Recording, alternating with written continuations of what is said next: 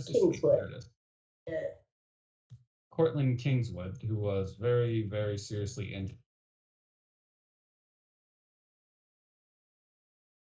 Yeah, there we go. You're here to drop off Cortland Kingswood at the Sister Christian Hospital after a long night of dealing with some very, very tense stakeout operations um, to prevent a heist or robbery. Yes. Now I have to decide what kind of voice Dr. Odds has. What kind of voice Matt? This guy looks like Sting if somebody stretched him out. Oh, Like if Sting was hit with like extreme static shock.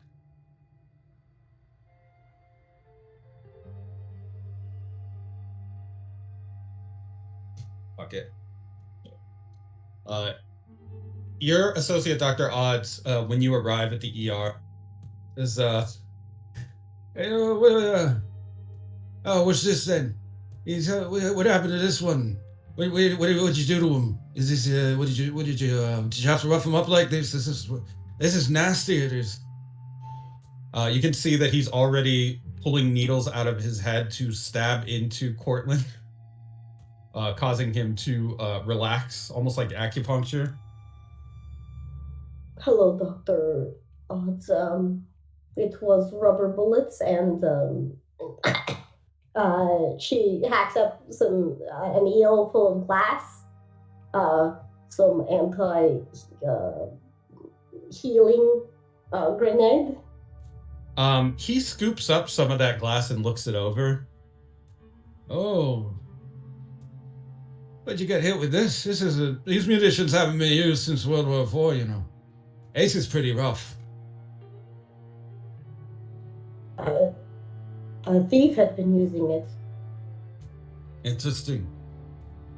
I've had a few people come through the hospital hit up with old weapons like this. To be honest, I've been wondering where they've been getting them. The injuries are harder to treat. That's the nature of the beast. You know what I mean? I know what you mean. Odd. Used during a robbery. They didn't know you was going to be there though. But they had an idea, didn't they? They did not. Well, this is a weapon that's specifically very useful against our kind. It helps to hinder the regenerative abilities of whoever gets hit by it.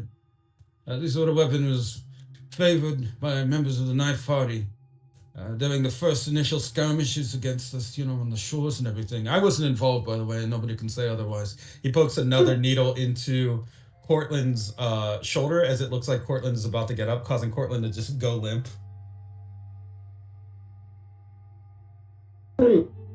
I can feel it was a personal attack as I threw myself on the grenade. I heard you and your department had a big cleaning party to get rid of those knife party guys. So that's maybe this is someone who shook out, kept a few toys in the basement, and decided they'd break them out to shore up the pay that they lost. And no more retirement plan for dirty cops.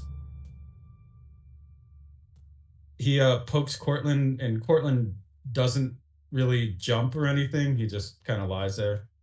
All right, looks like he's sedated then. We'll have to keep him here under monitoring and probably vacuum out his lungs. And he inhaled this, I'm suspecting. And then we'll flush him out with some healing foam. Healing foam? Yeah, that sounds good.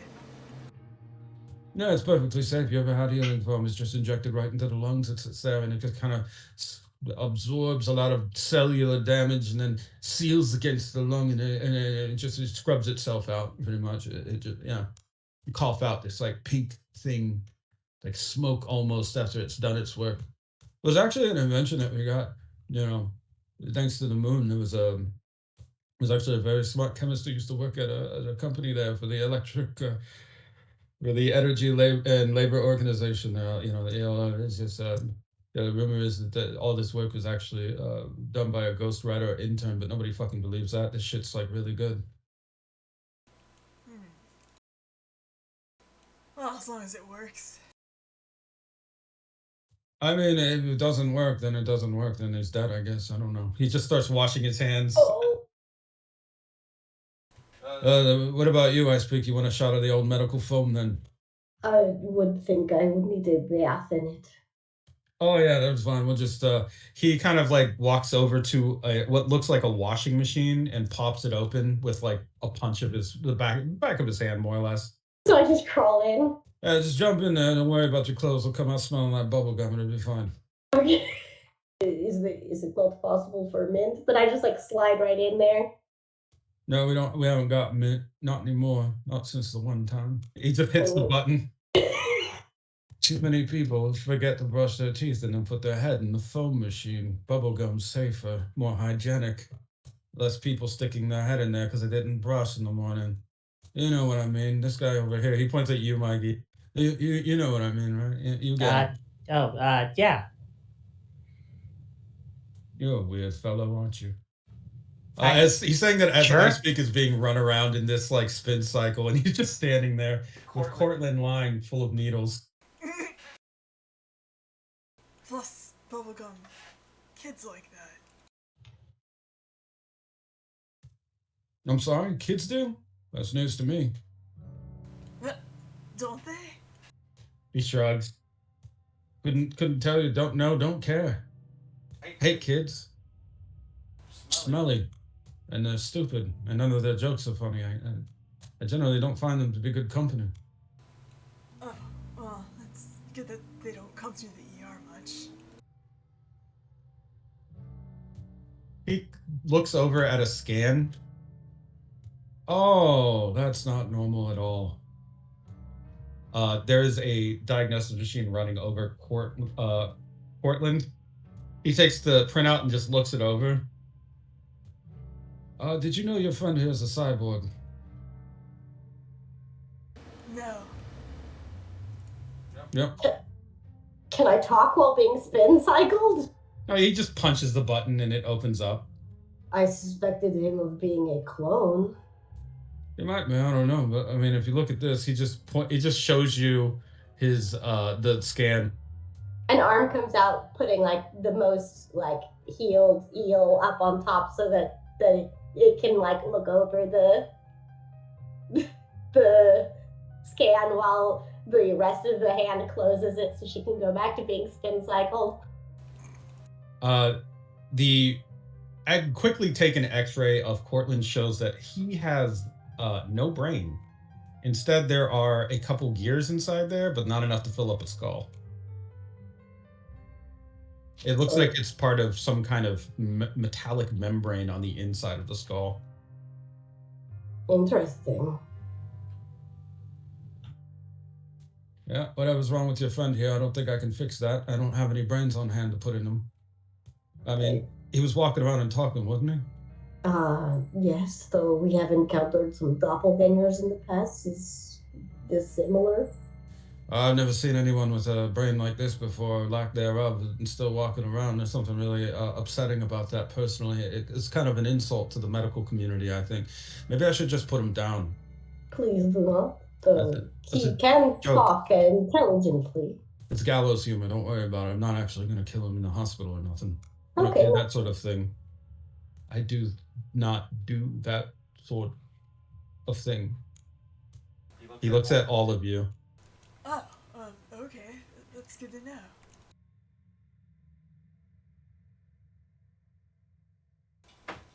Yes. It is very good, I think, that everyone here who's a police officer knows that I don't kill people in this hospital. See, it's how you say it at the end there, at the hospital. You could just say you don't kill people. Well, I couldn't say that. And Mikey just gives a very wide, flat grin. And just, maybe you could, maybe you should. Is that... You can't prosecute me for anything that happens in international waters, officer. And let's just say that I've had a few run-ins out there. It's safer in here. Pirates, hijackers, kidnappers, bootleggers, tourists, you name it, I've run into them. You sound like a really experienced doctor. Yes, I've been practicing for some time. You could say that I'm the foremost medical expert on the island in the area of merman surgery. You could say that. It might not be true, but you could say it. He wiggles his fingers after he says this, and his nails are actually quite long and sharp. They kind of like retract back into his hand. You would like us to say it. Oh, it would be nice to do well for the, like sometimes magazines like to print out articles, Doctor of the Year for Guam and all that. Stella Marie's Doctor and Wonder Kid #1 at medicine, that sort of thing. I maybe could even get a date off of that, Like maybe someone sees that and they say, look at how handsome he is. His hair is so nice. Well, I don't think we can do that. No, we can't really control what the paper says. oh, really? I thought that was a thing in authoritarian states. Well, damn. I mean, maybe the prince could, but us? No, he hates me. I told him to go on a diet one time and he's never forgiven me for it. No, big mistake, I know. In hindsight, should have been obvious. Yeah, he seems sensitive about his diet. Yes, I know. And I really could have picked a better time. It was at a seafood buffet, Oh dear. Well, I'll be handling your friend here and making sure that he doesn't, I don't know, self-destruct or something. I've heard that there are cyborgs that do that sort of thing. This isn't one of them, right? It's not a self-destructing cyborg, the type that blow up and kill everything in the room and just atomizes it. Not that we are aware of. I mean, Really hoping not. Well, the good news is if it happens, then I won't be around to yell at you for it, So you got that to look forward to. I feel like we would be yelled at anyways, but look, if it's any consolation, if he would have blown up, he probably could have. That's right. But probably could have killed all of you. See that, Sonny? You missed your chance, and then he just kind of like slaps Portland on the shoulder. Portland kind of jolts a little. Oh, not enough sedative. Better fix that. And he puts another needle into Portland's neck.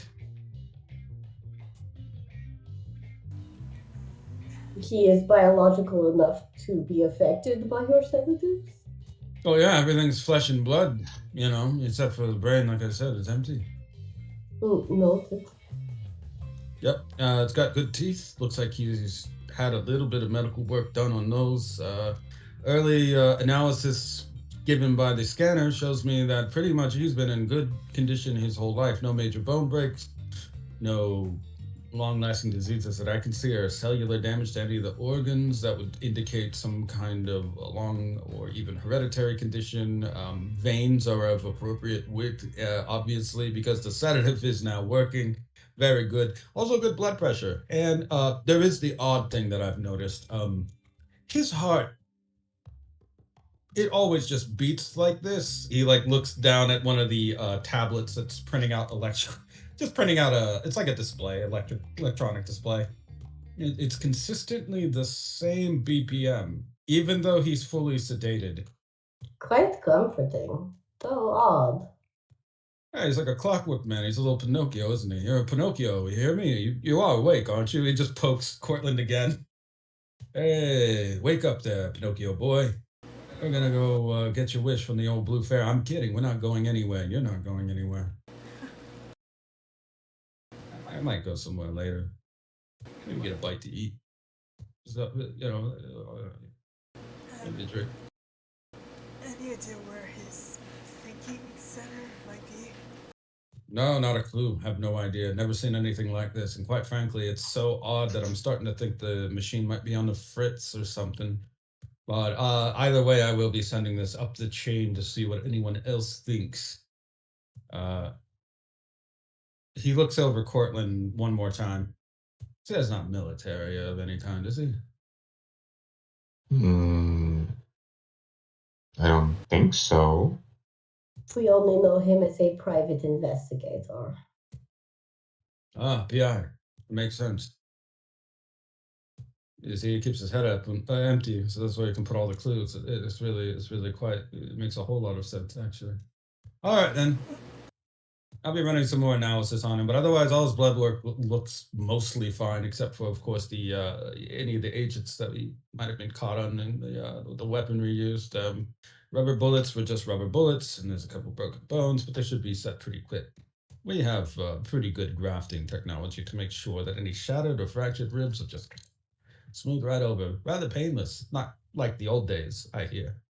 Very painful bone grafting. These days, it's like someone playing the piano with your skeleton. Pretty nice and smooth. Jazzy, even.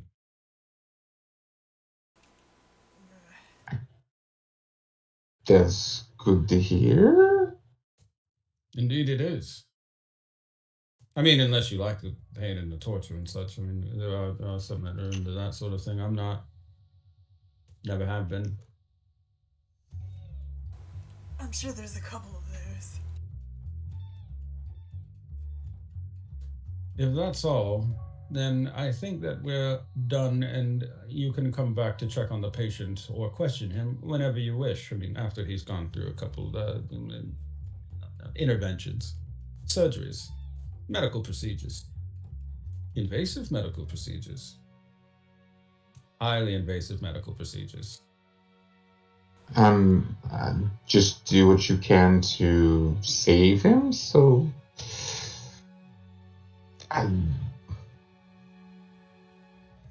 Thank you for your work, Miss Dr. Odds. Of course. That's all I do. It's like this or fixing typewriters.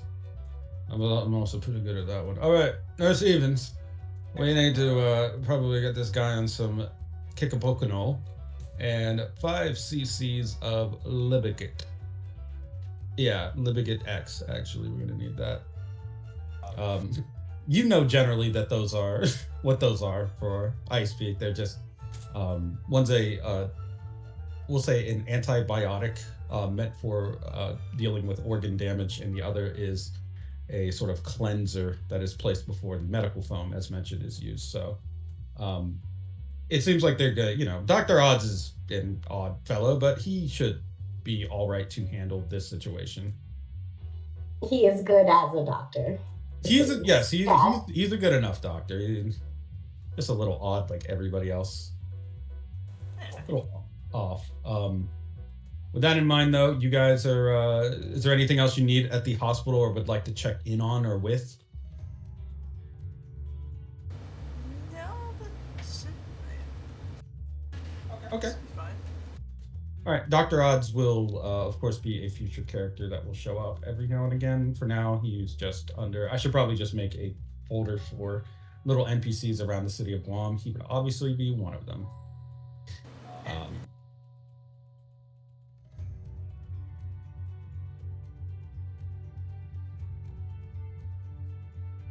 On your way out of the hospital, actually, someone you can hear a shouting as you are leaving. It looks like someone is trying to book it with an armful of meds, like in a bag. You will have to, if you want to stop him, you will have to roll against this with speed. And that is open to anyone who wants to do it. Yes, you would need to beat a 2 to catch someone that is trying to sprint out of the hospital through the lobby with some stolen meds. Just a bunch of them. Who would like to be the one to apprehend this theft, or this thief rather, this smash and grabber? He's not really a smash, he's just a grabber, really. I was gonna say help. Mikey, you want to take him down? Yeah, I was gonna say Mikey can throw some goo down, some slime. Go ahead and give me the slime time. Oh no! Would you like to fate point it? If you meet a 2, you will catch him. Yeah, I'll invoke that I'm a sea slug, so I'm gooey. And so I should be able to make a sticky mess that traps this guy. Okay. So you are gooey, and because of that, you're able to apprehend him. What happens is that his legs get caught in the goo, and the upper torso goes flying off of the body and then slamming into a wall. You can see now that the lower body is what looks like a small lobster holding onto two shoes, and the upper body that flew into the wall is a looks like an otter, a small otter child, a merman. He goes down with a Roblox oof sound that I do not have queued up, but I know you can use. I should just add it to the Discord soundboard. Um, yes, he. You have caught two bottlenose boys, basically. Just a little lobster and a little otter. The meds that they were stealing seem to be a few painkillers, a few antibiotics, random assortment of candy that they've stolen from the doctor's office to give to patients, and some gauze, things like that. What do you two think you're doing? The lobster kid, kind of snaps his little claws at you. He just kind of babbles. The otter kid slowly gets up while rubbing his head. Ah, jeez! Yeah, sorry guys. Looks like you're not getting any further than this. And even the candy has to go back. They look at each other and just both hold up their hands. They are just children and they've been caught. You can choose to what do you want to do with these kids? Do you want to process them through juvie after you take them back to the station, or do you want to just you can just let them go if you want? But they're little children troublemakers, and they did try to just steal from a hospital. I mean, I don't think we should prosecute them. No, they're babies. They're babies. Okay. Okay. Maybe some public Community service. yeah, community service. Well, you can tell them to do community service and write them a ticket, and like they're dumb enough to just think that that means just doing whatever. Like technically, it doesn't even have to be like you could just say like now you have to clean whatever street, and if you find out you didn't do it, you're going to jail. And then they're dumb kids, so they'd fall for this. How many hours of community service do you give them, or should I roll for it? Just roll for it.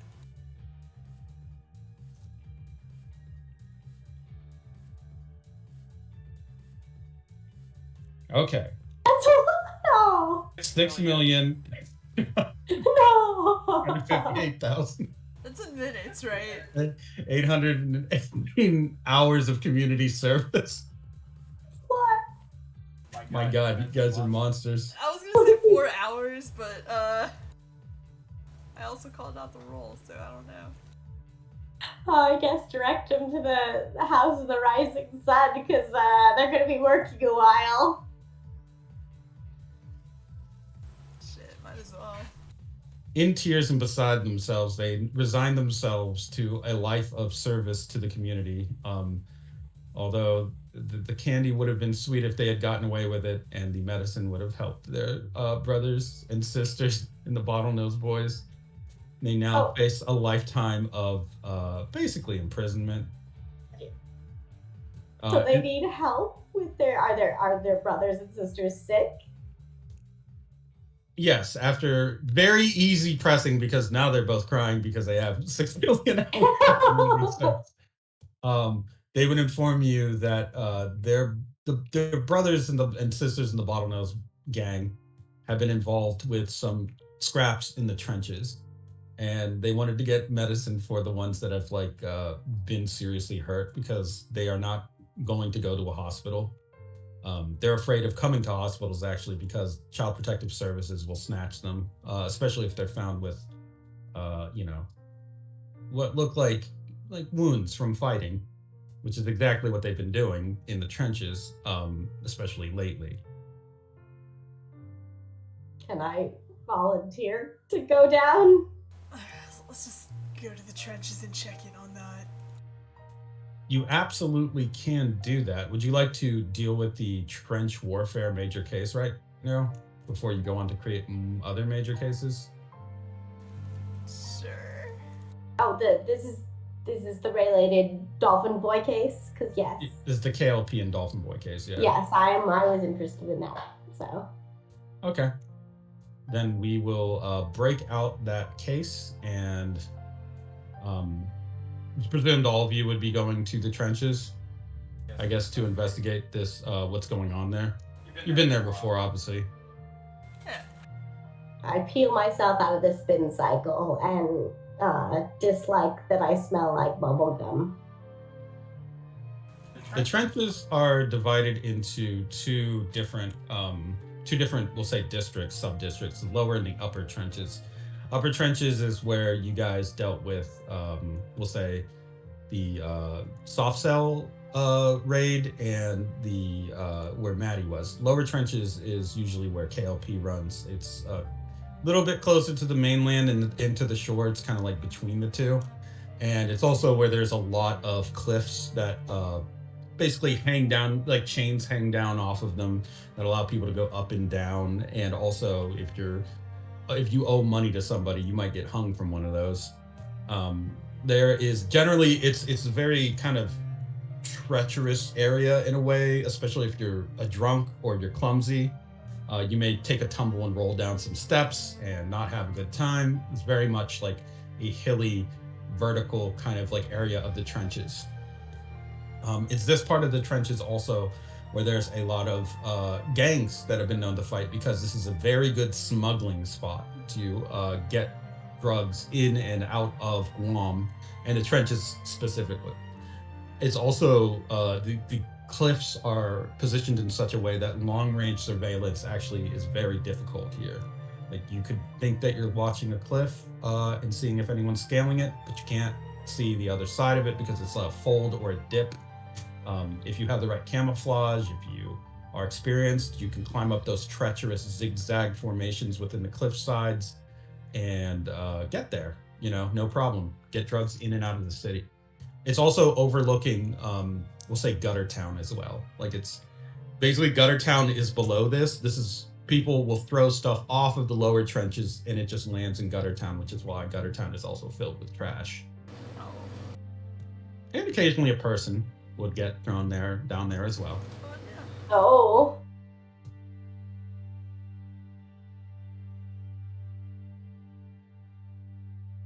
What's that?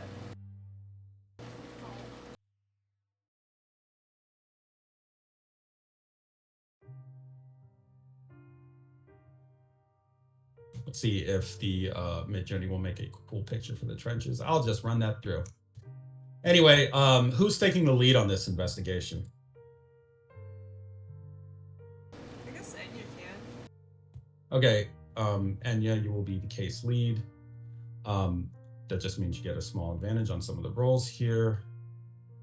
So you're basically, there's already a file open on the trench warfare that's been happening between gangs. KLP is noted to be a figure that is pretty active in these criminal activities, the gang violence. It's just mostly been fights and skirmishes that have broken out.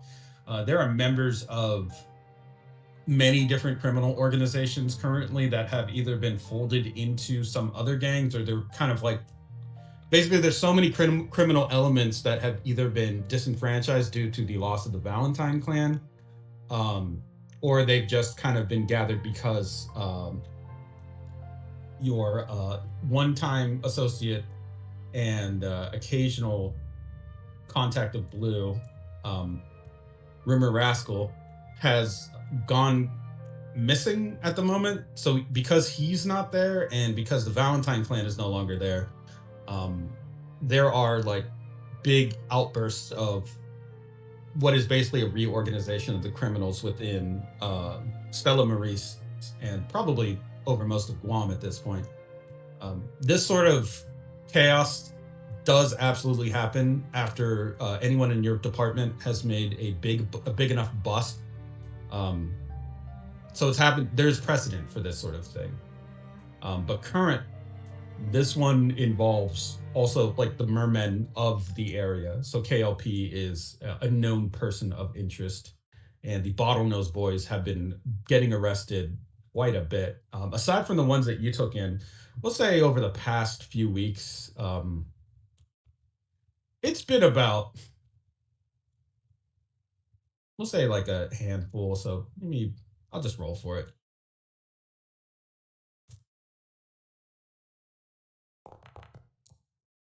10 Bottlenose Boys have been arrested in the time since you have returned to Guam from Russia. So yes, a lot of babies have been locked up in the slammer. Once they're in the system, juvenile law for mermen is very, very different than it is for humans, because a merman that goes in as a little baby, like a little 4 foot tall baby, in the span of maybe even a few months may turn into a fully grown, like hulking man, more or less. Like the mermen don't age like humans do.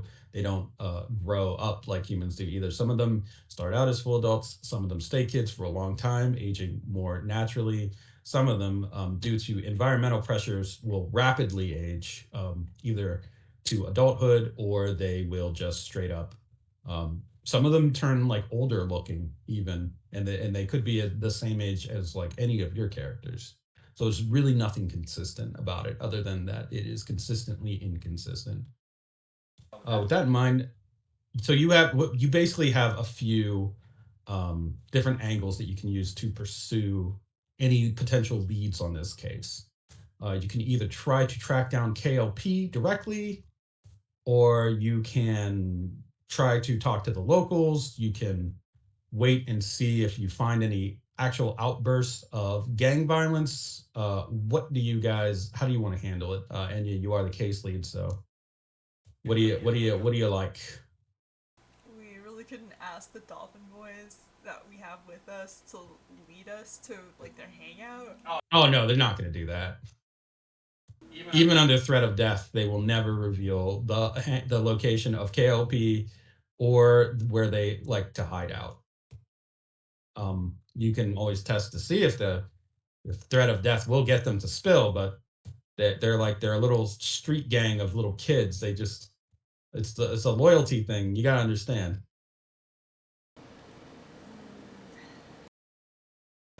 Not even for a bunch of candy bribing. Uh, Give me a breakthrough roll. Or negotiate, maybe. Yeah, go. Nah, breakthrough is fine. Alright. Let's see. You're gonna face a pretty serious resistance here.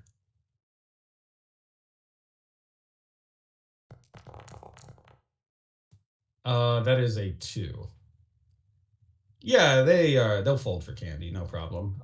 If you try to bribe them with candy, then they will reveal that somewhere hidden within the lower trenches in an abandoned arcade, um, there are like basically people that can lead you to where the Dolphin Boys hangout is, but they don't want to give you the direct like location. They're just giving you an idea of where you can find the people that will help you to find potentially KLP or other Dolphin Boys, other Bottlenose Boys, Bottlenose Boys in your area.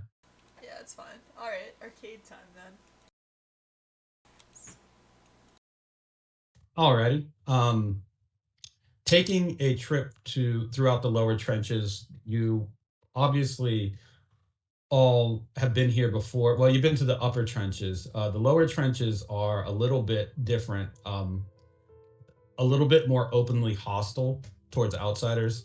The mermen here in the upper trenches, they try to keep it a little bit more personable or even tourist friendly, because the businesses that exist in the upper trenches rely on outsiders to come in and enjoy cold drinks, cheap food, seaside grilling, that sort of thing. The lower trenches, they don't really have that concern. So you'll see guys just like sitting out with very long spiked arms folded on a stoop in like a wife beater. You will see what looks like a starfish missing one of its arms walking along, hunched over, carrying what looks like a bag of building supplies. You'll see a water moccasin, and then two more, and then three more as a swarm of them begin to just wind their way through the streets, waiting for traffic before going on, pressing forward. The vehicles here also look at just about as battered and hardened as the people that live here. The trenches, for most people, most mermen in Guam, is thought to be the heart of merman culture or merman society, and in many ways reflective of the challenges and trials that your kind have to face as you make your way in this world, and also the scraps of human culture that seem to be the house that you live in now, like a hermit crab that has taken up residence. You all take up a sort of residence in a somewhat dystopian vision of a ghetto. It's protected the merman culture here and the inhabitants as they try to make their way through very humble lives, some of them workers and laborers amongst them, some small merchants that run their own corner stores. Bars and businesses of all kind can be found in the lower trenches, scattered here and there. So, you would like to go to this arcade. You will find it sort of on a sloped hill where it is generally, it does not look open at all. It looks pretty much like an abandoned facility. But it might also make the perfect location for some kind of hideout, we'll say. Yes, very much. Is there anything that gives away that, I don't know, like maybe a little, any tells for like a path? You mean into the arcade? Yeah. I mean, there's a door. Oh, well, in we go. It's locked. Would you like to break and enter, or would you like to just kick the door down? Up to you. Well, yeah. We'll just kick it. It's just a regular lock. You can actually probably just pick it without even a roll. You guys have molecular control level 4, so it's any one of you could probably just stick a finger in there and just unlock it. Alright, then we do so. All right. With your malleable physiology and your quick wit, you manage to unlock the door to this arcade. There we go. We'll just use this as a picture for the lower trenches for now. Hee-ho. The arcade itself is rather dusty, and it seems that the inside of it has a lot of vintage pinball machines, a couple of old virtual reality cabinets that have been left over from the 2050s and have been maintained. They are very crude in their design, but they were known to be fun at the time, the forefront of virtual reality entertainment. Games of war, boxing games, games of competitive soccer, and things of that nature.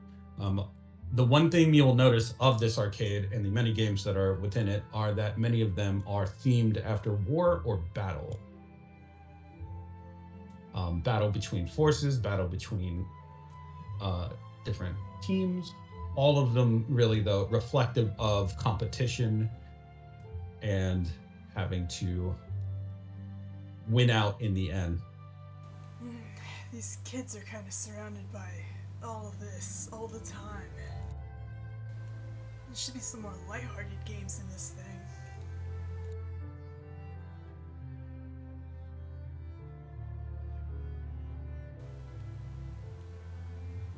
There's no sign of like kid activity, right? Like there's no trash on the floor that looks really Oh no, there's trash all over the floor. These kids aren't fucking cleaning up after themselves. It's like you'll see sandwich wrappers, burger wrappers, half-eaten things that have just been dropped. There's plenty of evidence that there are actually like people living or squatting in here. It's just not super obvious as to where they are. You can attempt to figure that out, or I mean, you have a scout on your team, and scouts are known to notice details that other people miss, especially when they come into a new area, as a way to map it out for the eventual invasion by Avicii's forces. Now, turn towards good, however, it is possible for the scout in your group to suss out a detail without even having to roll for it. I believe. I think you just you No, just get that okay. when you invoke. I believe. Okay. Well, Mr. Scout, if you'd like to invoke that ability, then you only need to tell me what it is that you're creating. What's a scene aspect that you notice? I mean, I feel like if these kids are like leaving all their like food and cups, like everything that they leave is a mess. Like there still has to be pathways that are walked amongst Okay. all the like junk and refuse. So I think if nothing else, we can see where they go. Like Okay. like we can see obviously like what machines work because those like the foot traffic goes to those, and then like if it goes like to the back room or not, or like how they move around. Like there are worn paths that Sure. are laid out. In this arcade in particular, I would say there are such dusty footsteps that go. It looks like to each of the machines. One in particular that seems very popular is ooh, what's a good name for a good name for an arcade game? Hmm. Uh, Battle slug toads. I don't know. Slug Toads. No, I was just rambling a bunch of words together. I said battle slug toads. Just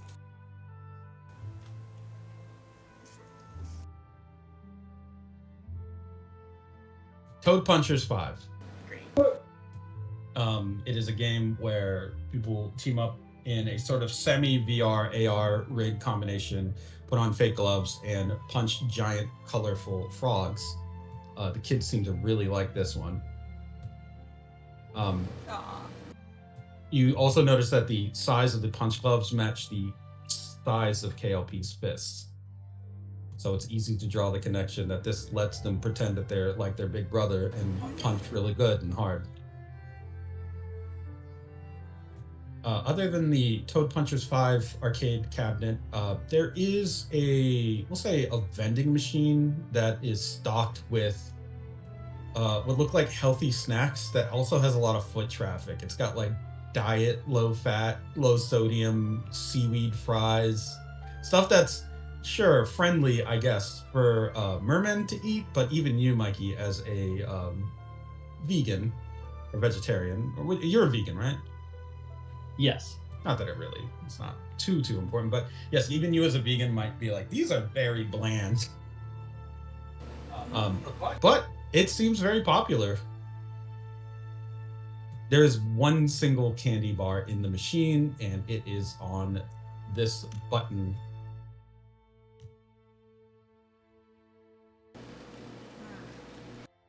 It doesn't really make sense for kids to like healthy snacks.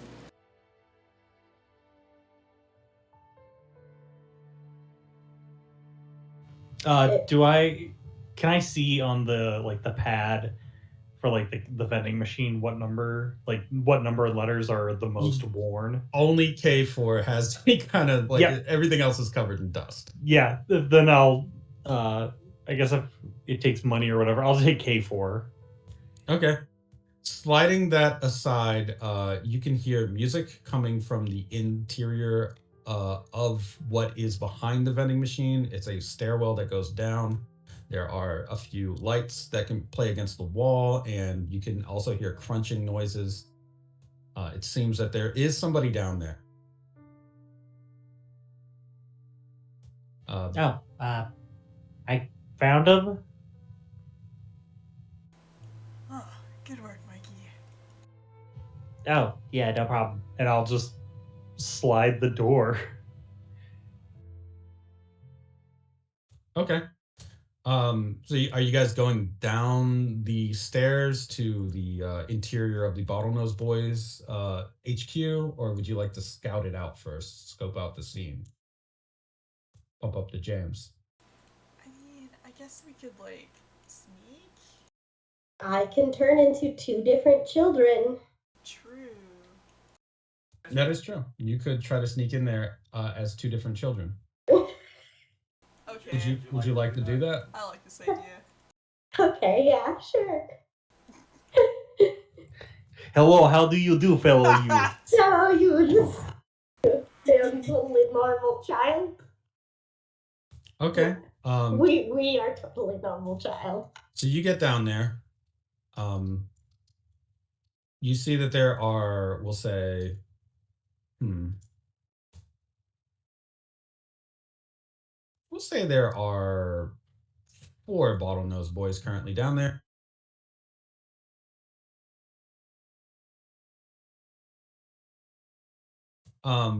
They stop what they're doing when I assume you just walk down there.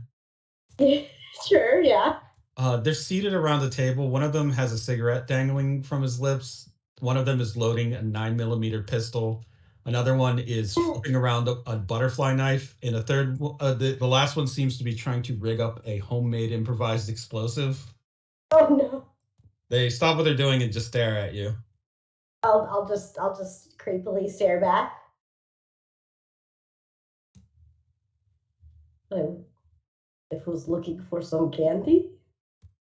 Candy's in the back, and they go back to doing what they're doing. One of them, the kid who's trying to rig the bomb, goes to touch 2 of the wires together. Oh no. Gotta do a test. Does it look like it's gonna work? No. Okay, good. That's Not fine gonna- then. No, it. I mean, it looks like it could work, but it doesn't look like he knows what he's doing with it. Oh no. As long as he's not gonna explode us all, I'll let him. He seems like he's having a good time. That's fine. Give me a brain trust roll real quick. Okay.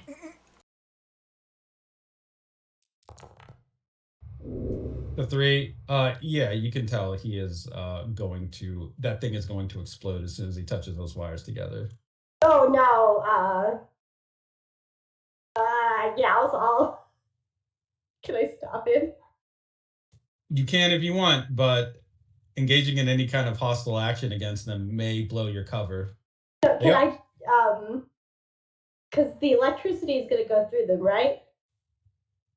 Through the wires, yeah. Yeah. Can I redirect the electricity into myself by just touching it? Yeah, I guess you could. I mean, you do have electrical eels within your swarm. So you want to just redirect the arc through yourself? Yes. Okay.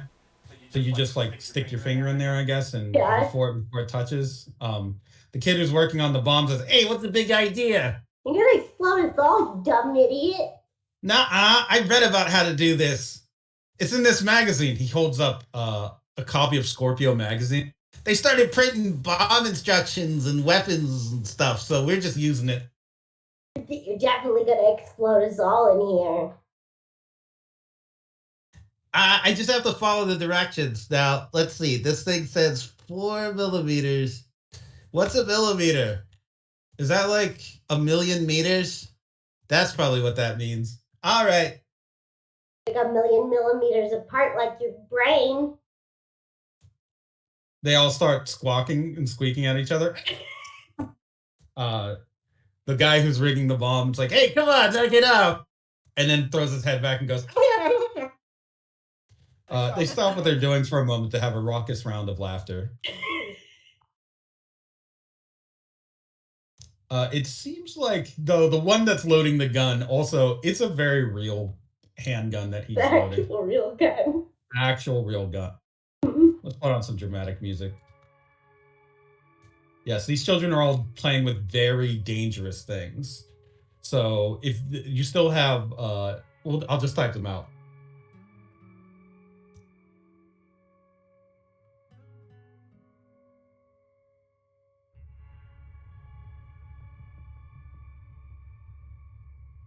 Smoking child is also, he has what looks like a room temperature flat beer. Half of it. He must have found it somewhere. You have a child playing with a knife, a child playing with a gun, and a child who is smoking and drinking. Man, you guys aren't good at this. And I'll go up to Knife Child and just like, can I take the knife and like Yeah, he's just a baby. do something fancy with it? Yeah, sure. Give me a, let's see. How about an experiment roll? You're from the Twilight Depth, and though you may not have personally used the butterfly knife, this is a weapon of darkness. Oh Uh-oh. no! Can I reroll? Yeah, you can invoke if you'd like. I'm gonna invoke that I play around with my scalpel all the time. Oh, that's true. Yeah. With as a unorthodox doctor.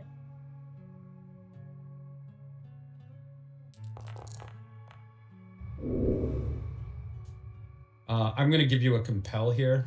Yeah. You're a life leech, and it's important for you to cleanse corruption. These boys, while they're very stupid, are just trying to protect themselves from the corruption of humanity and the economy around them. They're just as much victims as anyone else, especially considering this is what they call childhood. It's very unlikely that these children, under any other circumstances, would be playing with guns, knives, etc., if they didn't need to in some way, or follow the examples of somebody that is very irresponsible, to say the least. So I will give you one fate point back, or you can pay a fate point if you do an inspirationally cool knife trick for them that will amaze them. That is what I'm trying to do. So Good. I have paid a fee. However, just so you know, you will inspire them to play with knives by doing this very cool trick. As Dr. Ice Peak, she is okay with this. She's okay with them playing with knives as long as they're doing it right. All right, what's the sick knife trick you do for them? I like flip it several times, and then I like, because I'm eels, I flip it like through my arm and catch it again. So like my arm split in half, and I split the knife through the arm, and then I catch it again.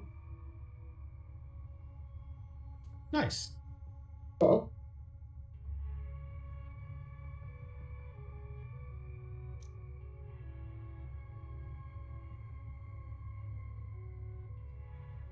Okay. You have added a new stunt to Trench Warfare, the case. It is called Sweet Knife Tricks. Every roll related to knife damage gains a bonus of +1 for the while you're on this case. As these children watch you play with knives, they're inspired by your dexterity, by your grace, by your molecular control, because surely your fingers, wrists, everything moves very differently from their stubby little digits and limbs. So basically, you're like a ninja compared to them, and they know that, and this is really getting them hyped. You guys want me to teach you how to do this sort of stuff? The kid playing with the gun just looks at his gun and then looks at the knife. Got stuck. He just throws it over his shoulder. The firearm discharges and a bullet lands, we'll say, about an inch away from your head, Claudia. It just goes through the wall and just embeds there. All the kids seem spooked by the sudden gunfire before they all start squeaking and laughing again. Man, you don't even know how to put the safety on, idiot.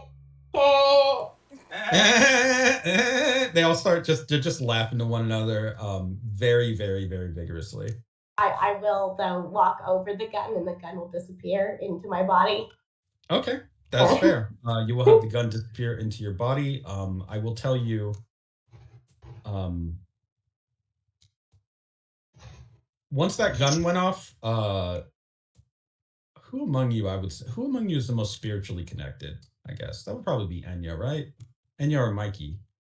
In terms of like connecting with the gods, all of you have been brushed to grace by their presence or power at some point or another in one way. So I'll just say you, Enya. Go ahead and give me a gaze roll real quick. 2. You, after the gun went off, somewhere outside there was a clattering sound. It seems distant and it's hard to say what it is. Could just be cans. Could be something, just trash being rolled, but it is notably like how do I say it? Staccato. It's like it's stuttered a bit. It just sounds like click click click click click click click click click click click click click click click. It's very, very distant right now, but you do manage to pick up that detail. And yes, I guess the rest of you should head down now that your good friend Ice Peak has inspired these boys with knife tricks. Oh, Of course, you aren't children, so it may spook them very badly. can I ask them, like, why are you guys learning all this? I'm new to town. Why are you guys learning all this stuff? Go ahead and give me a power roll.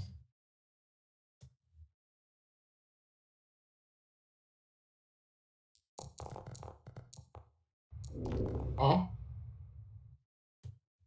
Yeah, they look like they want to like not talk much about it.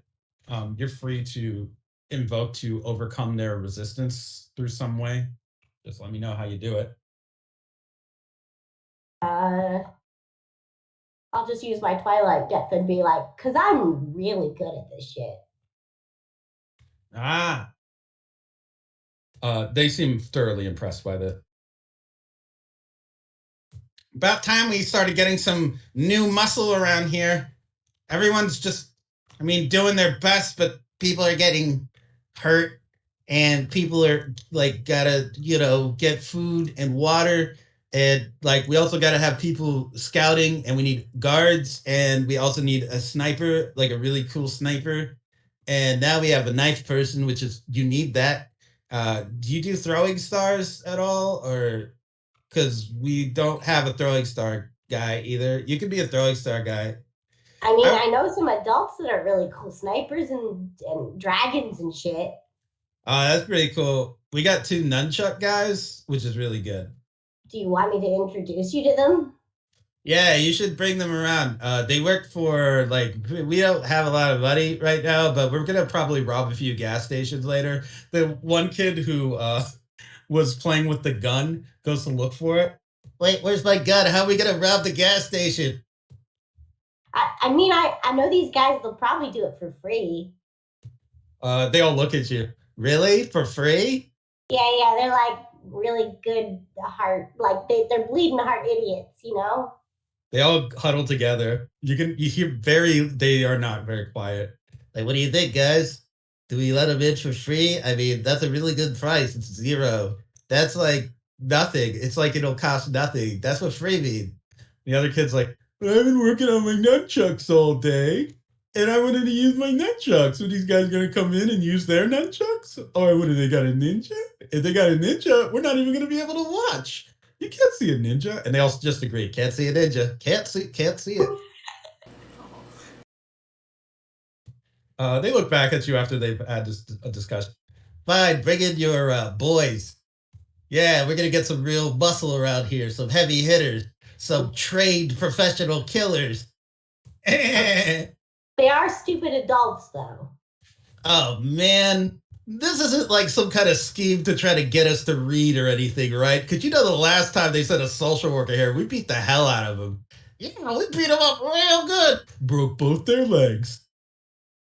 No, but they'll probably like teach you how to like fight and box. One of them's a boxer, one of them's a sniper, and one of them does karate. Oh, karate guy? Oh, okay, I didn't know it would be a karate guy. In that case, yeah, we'll take him in. Tell them that they have to serve us and they have to swear loyalty, or we'll kill them. We'll make them sing the song when they get down here. They also have to make sure to tell us their favorite cereal brand. It's really important. Well, I'll tell them. I don't know if they'll know the song. You'll have to teach them the song. Yeah, don't worry, we got it covered. Go ahead, bring them in. Okay, and tell them not to tell anybody about our secret base either. It's really important. Okay, I'll be back in a few minutes, and I'll slither off. Go get my friends. Okay, I'll go up and be like, okay, hide the badges. You're all karate dudes, or all right. You are karate dudes. Do you understand?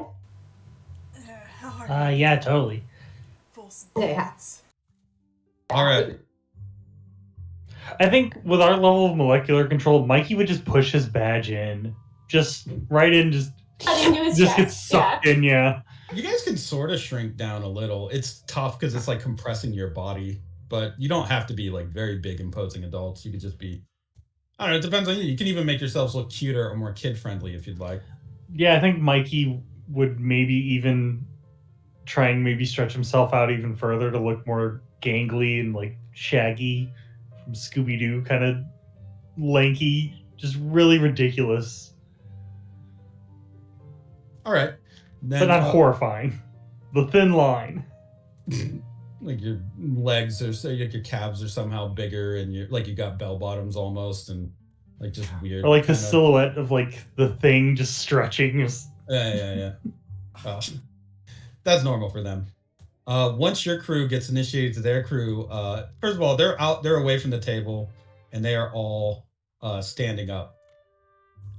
They're kind of all aligned, like they're actually a gang of street toughs, and they are kind of like lined up against your group, as if you're about to have like a gang war with them. One of them is chewing bubblegum very loudly. Another one takes they open up a like a package of what looks like licorice rope, and then look you dead in the eye as they take a bite out of the middle of it, like it's the toughest thing they could do at the moment to try and punk you. Another one tries to crack his knuckles, but they're too soft, so you just hear a very soft pop, and then he shakes his hand. All right, we hear that you guys are pretty tough and you would have joined our crew. We're the Bottlenose Boys, but you knew that because we're the toughest gang in Stella Marie. Period. Anyone who says they're tougher, we beat them up. And then we go and find their parents, and then we beat up their parents, and then we go and find their grandparents, and we beat up their grandparents. The great-grandparents, we just leave those guys alone. They're too old and skinny. What makes you think you're tough enough to really like get into our organization anyway? You have to tell us your favorite cereal and what you do. He points at you, Ice Peak. Oh, we already know you're like a knife ninja warrior, knife person, girl, knife master. Yes, knife master. You're knife master. What's your favorite cereal? He points at you quickly.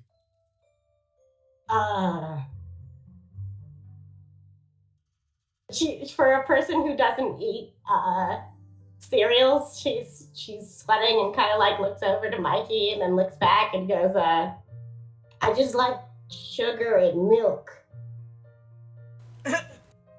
They look at each other. They look at each other, and give me a we'll say a power roll. Okay.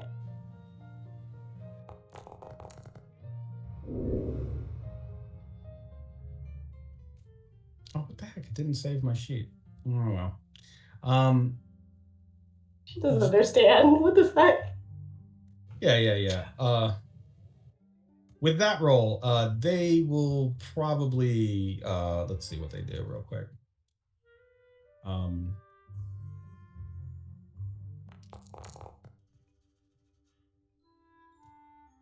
Yeah, they look very skeptical of you.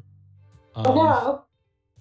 Their scrutiny somehow makes you feel like you are being judged by children who are less powerful, less worldly, less intelligent than you. But somehow their stares are so withering that you take mental stress. No. Next in line, they point at you, Enya. All right, you. What's your favorite cereal and what do you do? I like Crunchios, and I'm a wrestler. Okay, go ahead and you have to be a 1. Wow, lucky for you. What should I roll? Oh, power. Oof. They look at each other after you say Crunchios and then nod. Good cereals, legit. Cool. Also, like, wrestling's pretty cool. Do you have any championship belts? Yeah. I've got 2 of them. Well, you better watch out. There's a big gold guy that likes to go around wrestling, and he'll probably try to take your belt if you're not careful. Actually, His name is like Sandy Gold. that's the guy I'm looking for, actually. Oh, it's like a rivalry? Dude, they all just like start jumping up and down, super hype. Have you seen him around here? He comes through every now and again because he likes to look for KOP. and sometimes they just punch each other for like, I don't know, like an hour. We just kind of like stop paying attention after neither one of them knocks the other out. It's like kind of lame. But like Caleb, he likes it, and the other gold dude, like he also just like he screams a lot. He like punches, and like sometimes they break stuff, but we just steal more stuff to replace the stuff that they break. He comes through every now and again, I guess. Usually when the moon is, like white, he likes to come through. He doesn't like to come through on red or blue moons for whatever reason. And also, like one time I challenged him to a wrestling match and I almost beat him, but then he cheated. Ah, yeah. Alright, White Moon, got it. I'm looking for that guy. For now, Yeah. I just came here to fight someone pretty strong, so. Oh yeah, well, I mean, like I do it, but like I also slept weird and like my wrist hurts, so I can't fight right now. But like just so you know, I almost beat up Sandy Gold, and like he said, like, and I quote, "You guys were here when he said it," and they all look at each other and shake their heads. They weren't there. He, he said, he said, "You're the toughest guy I ever met on this island, and if it was up to me, you'd have a girlfriend." And I was like, "Dang, thanks, Sandy Gold." Like, yeah. So, he just lifts his chin up and just kind of looks kind of smug. So I'm like pretty big. I'm pretty big here on the island. Oh, wow. Yeah, that's actually pretty cool. Okay, he points to you, Claudia. Next. All right, you over there. First of all, I like those are some pretty cool sunglasses. What do you do? Are you a sunglasses person? They all look hopeful that you're a sunglasses person. Yes. Ah, they all start jumping up and down. Yeah, yeah, yeah, yeah, yeah. Ah, cool, cool, cool, cool. Okay, what's your favorite cereal? Count Foosberry. What? He takes a moment and grabs his hat and then just looks back up. What even is that? Do you have any? Can you give us 2 boxes? 4 boxes. Four. There's 4 of us. We need 4 boxes. I knew a guy. Ah, see, these connections are already paying off. We got sunglasses. We got a wrestler. We got a knife person. They look at Mikey. What is that guy? He looks funny. He got a funny guy. They look back at you, Claudia. Oh. He seems a little defeated, but like, okay, I guess I'll be the funny guy. Claudia, give me a power roll to see if you can break through their resistance to outsiders.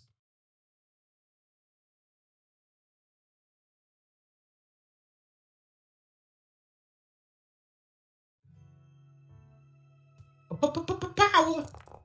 Oh, a 1. Let's see what they roll. A 3. You'll have to beat a 3, unfortunately. You can fate point it, and you would obviously, but Yeah, I'll fate point it, and I'll use her voice slayer. okay. Whoa, little overkill. Hey. Yeah. So, what do you're a voice slayer? So, what do you voice slay at them? I guess. What are you projecting in your voice when you kind of talk to them? Sense of camaraderie, I think.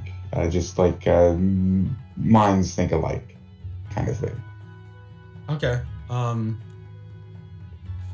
They want to know more about that cereal. In all honesty, so tell us about the cereal. Tell us where you get the cereal. Get the guy to hook us up to bring the cereal. Can he bring the cereal here? Can he bring us bikes? Can he do it on a bike? Can he just like come and bring 4 bikes? Can he drive 4 bikes at the same time with 4 boxes of cereal so that we can all get a box of cereal and a bike?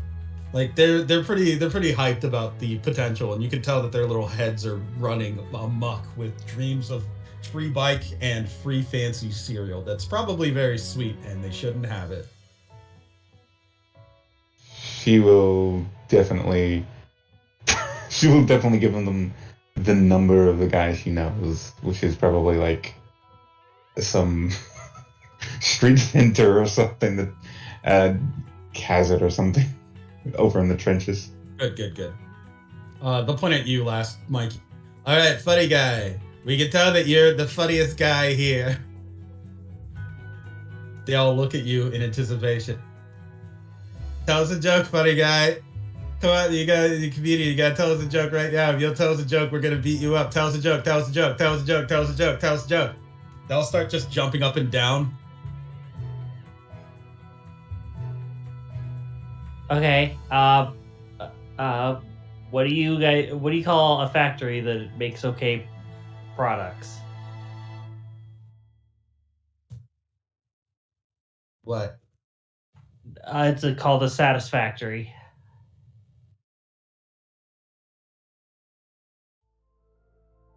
They stand there staring at you. One of them, like the camera basically spins around them after you tell the joke in like bullet time almost.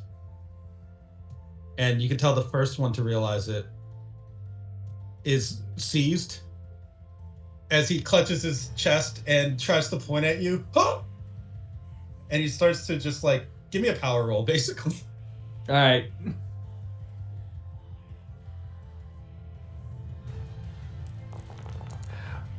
You know, it's funny because I was gonna argue that because I'm shooting my shot with these kids, can I use my stunt? Yeah, you know what? Use your stunt. Yeah, that's a 3. Okay, it's a 3, and you have a free invoke, by the way, of the scene aspect that you created of the dusty footprints. So let's just say, how does that work? Maybe like, how would you invoke your knowledge of the arcade to like further enhance your shot? Because this is gonna take them out.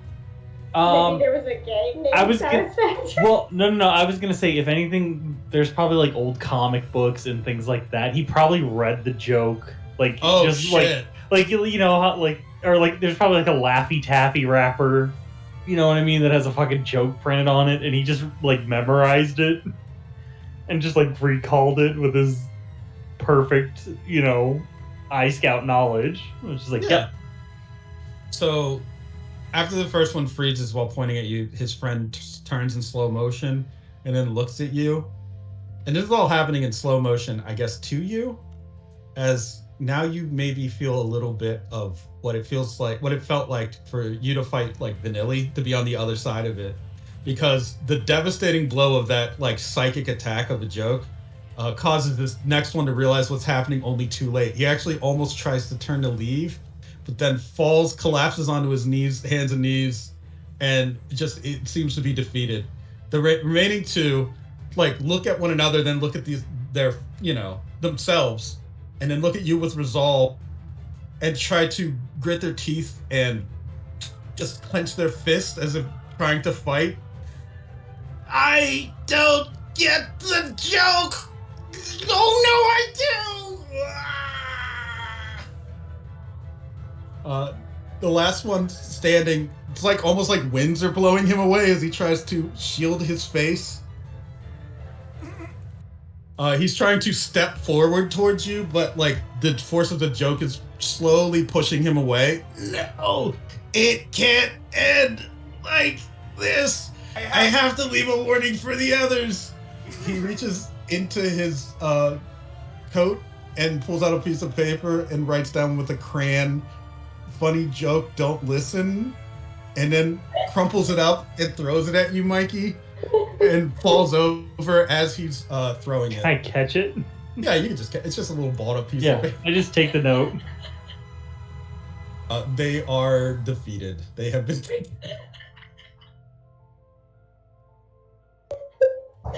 These poor babies. I think at that point Mikey would look at the others and just go, I thought it was okay. There were funnier ones back on the, and he starts looking around at like the trash. You hear it sounds like the vending machine sliding, and then someone stepping down the stairs to the secret room where the Bottlenose Boys are. All right, I got everything you needed. I even got gummy vitamins because you punks don't want to eat the real thing. Just wash them down with soda. He stops when he sees the boys lying on the ground and all of you. Oh, hell no. He drops his bags of groceries, and two giant clockwork mechanical fists wrap themselves over Okay, I his own think hands. I... It's time. Ring the bell. And then he punches the fists together, causing a very loud bell ring, like a register. You can see that from the knuckles are issued tickets to a tremendous beating. Oh, hey, what's it We don't time have to for? take those. My boys. What did you do to my boys? They're supposed to be safe down here. What have you done to my boys? I'll end you all. Rush you into nothing. Just because we're allies doesn't mean we can't be enemies at the same time. Look it up. It happens all the time in war. Maybe I should. He punches his fist together and prints out four ticket to the Museum of Guam history, more or less. I can do the historical society too. Maybe you'll get to see it after you're out of the hospital. And where's the shark? He looks around. I know he's here somewhere. I can smell his fear. Hey, we're here for legitimate reasons. Also, they couldn't handle a joke. That's all. Yeah, I can tell it to you. No, he holds up a hand, almost defensively. Don't do it. Kids, stop laughing. It was probably a dumb joke anyway. Get up. He Oh just no, starts, it was. He just starts picking them up by like just any piece of clothing he can, and then shaking them till but they don't stop laughing. They just seem to laugh even more when he stop it. Stop. They don't seem to be any better after all this. So he just like puts them down and then kind of puts what was in the bag of groceries like next to them. They'll cut it out eventually. Once they hit their laughing streak, they're, you know, for way too long. What are you nerds doing in this base? This is for kids, you know. Well, there seems to be a lot of activity going around. We're here to look in on it. Yeah. He scratches himself. What do you mean by activity exactly? Are you referring to my totally legitimate job loading cargo at the docks? That kind of activity? I see one count of explosives, another is the unregistered gun, and the third being, I do not mind a bit of knife play, I suppose. The bomb's a remote control. It's probably for television. The gun, I don't think there's a law against kids having guns in Stella Maris. He kind of looks very smug about this as he folds his arms. There is also totally a law against this, of course. There is actually a law against anyone under the age of, I believe it was 16 or 18 for handling firearms at the very least. He looks down and rubs his chin as he lists. Yeah, shit. All right, well, other than that, what else you got? Because, nobody's going to prison, promise. You're not taking any of us. But we do not wish to take any more of you. There are already 10 down in our holding cell. What? He punches the wall, denting it badly. It's like made of this very shitty, almost corrugated metal, and he just dents it like it's nothing, of course. You're kidding me! They've got my boys in lockup? I would like to make the process as painless as possible to get them out. But there was at least these 4 boys planning a convenience store robbery. He looks back at them. You what? He just grabs them all, like 2 with each fist, and lifts them up. I said no more robbery. You boys are gonna get thrown into the slammer, and then KLP's not gonna be there to punch the walls down because I did that once, and they made them harder. So now I have to make sure that you kids don't go into prison. Not to mention the food sucks, the people are weird, everything stinks, and as you know, just because it's a toilet doesn't mean anyone knows how to aim. He's just shaking them just very dramatically as he's screaming all this. And then he drops them now that they've been almost jellified. Is there some reason? Are you having a difficulty with supplies? I don't know how much I should be talking to you cops. Honestly, probably not at all. Not even a little. But he looks back at the kids. There's just been a little bit of trouble here in the trenches lately that I've been on top of. And I don't always have time to just take care of these knuckleheads. They get out and get into hijinks, robbery, gun theft, grand theft auto. So you need a babysitter. Huh. Babysitter. They'd have to be pretty tough. But maybe. I take out my card. It's completely black with my name and number on it, and I offer it to him. Oh no, they're not staying with a freak like you. He throws the card away. Aw. You weird me out, lady. I think actually does look very hurt. Well, services are offered. I mean, I take care of 2 other dolphin boys. I know what I kind of know what I'm talking about here.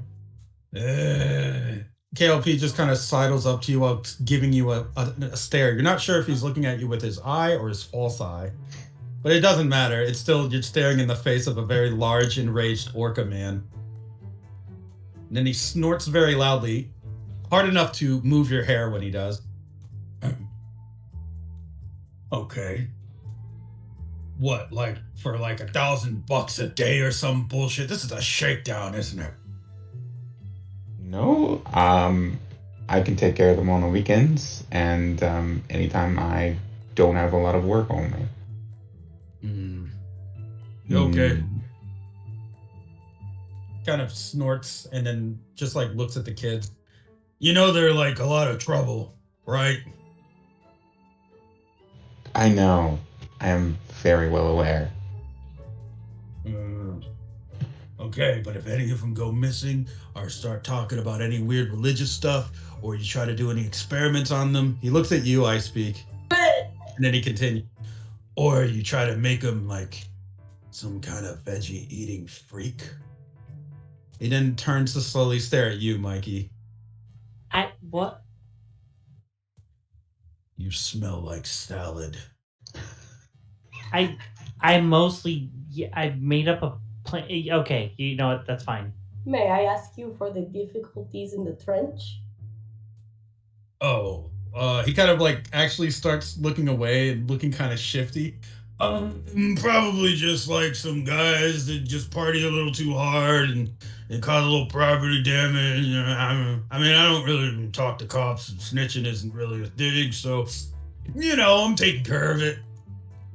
My boys here keep getting themselves into trouble while I'm distracted, though.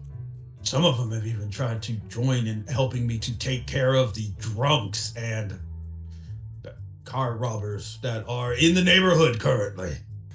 I've had to keep them out of trouble, but it seems like they are doing their level best to drive me insane. I sure love children so much. Well, some were stealing from the hospital due to, I believe they said others had boo-boos. He kind of looks away.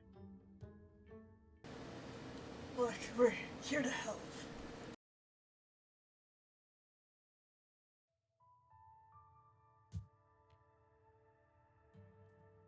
Yeah, I guess some of them maybe have gotten hurt. He kind of sniffs a little and then just fully looks away from you guys. It's not something I'm proud of, but some of them do take occasional bumps or scrapes. And one of them got shot the other day. I took the bullet out myself, but they're fast dealers. They'll be fine. This is kind of what it was like when I got here, so maybe it was just too easy for too long. And he looks up. Maybe it's just how it is. Well, what happened to the medical supplies? He spins around. Did you bring them? I brought my own personal first aid kit and knowledge to patch up any necessary. All right. Kids, take him to the bunks. Let him see the others. Make sure everyone who's hurt most gets seen first. And she doesn't have any candy, so don't ask her. He kind of like brushes his fist past his nose.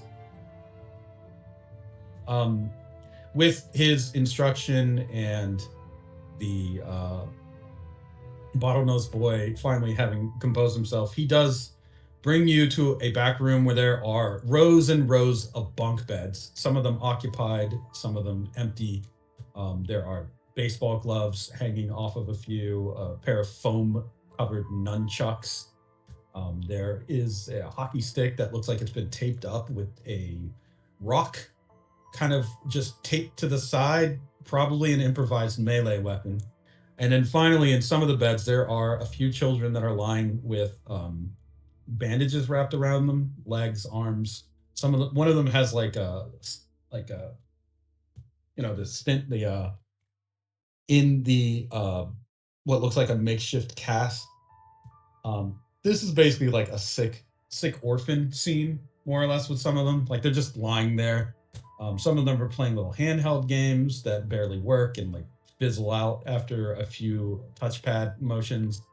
One of them is just bouncing a baseball against the wall. These kids look like they have legitimately been through a war. Like you see wrapped heads. You see one of them looks like they might be missing an eye now. He's got completely bandaged over one of his eyes. Small walrus children, they're basically a great variety of different sea life. They stop when you enter the room with the kid, and the bottlenose boy who led you here says, "All right, everybody line up. Whoever's taken the most battle damage is at the front of the line. That means, Toffee, you're first." And they wheel out a small, very small child. It looks like a catfish with a pink dealy bobber hanging from its head. He's in a very badly made makeshift full body cast, and they're pushing him in a small improvised wheelchair that looks like a regular chair, like an office chair, basically. It's just like an office chair with handles attached to the back. They wheel him over to you, and the kid who's pushing him says, "Can you make Toffee walk again?" I will try my best. Okay. Give me a multi-surgery roll. Against a difficulty of 4. You have to spend 1 fate point. I will spend a fate point. I guess I'll use my treble life leech because these guys are adorable, and she wants to see them as lively, happy, healthy kids again. All right. The kid Toffee, who's in the full body cast, he really did need that. It seems like he's got what looks like minor explosives damage and burns, and it seems like his little arms and legs have been fractured. So he was probably caught in an explosion. His body is mostly fighting off any infection, but he's still badly hurt. Toffee also does not look like a very tough child at all. The pink dealy bobber probably gives him away. Oh. With your expert medical care, you could probably get him at least on the road to recovery. Little bottlenose boys are known to, like, broken arms heal up in a week for them. A lot of times, they're very low molecular control. So for some of them, it takes even longer, and it also depends on what their skeletons and bodies are made up of. So this kid, you can tell as you're a doctor, you don't even need to roll for it. He'll probably recover within a week or 2. The rest that you see have various injuries that are consistent with what you'd see in gang warfare. There is one that has been shot. Luckily, it's a very big seal kid that's very round and wide, and it got caught in his blubber.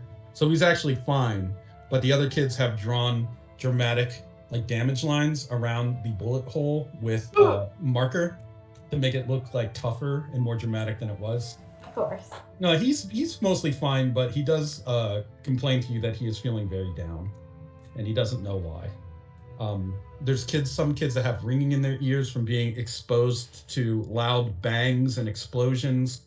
and they have very sensitive hearing. They're not like Mikey. They can't like modulate incoming volume or like flashes. So it was especially troubling for them, and they're not sure. Like they have ringing in their ear, so they actually yell when they tell you what the problem is.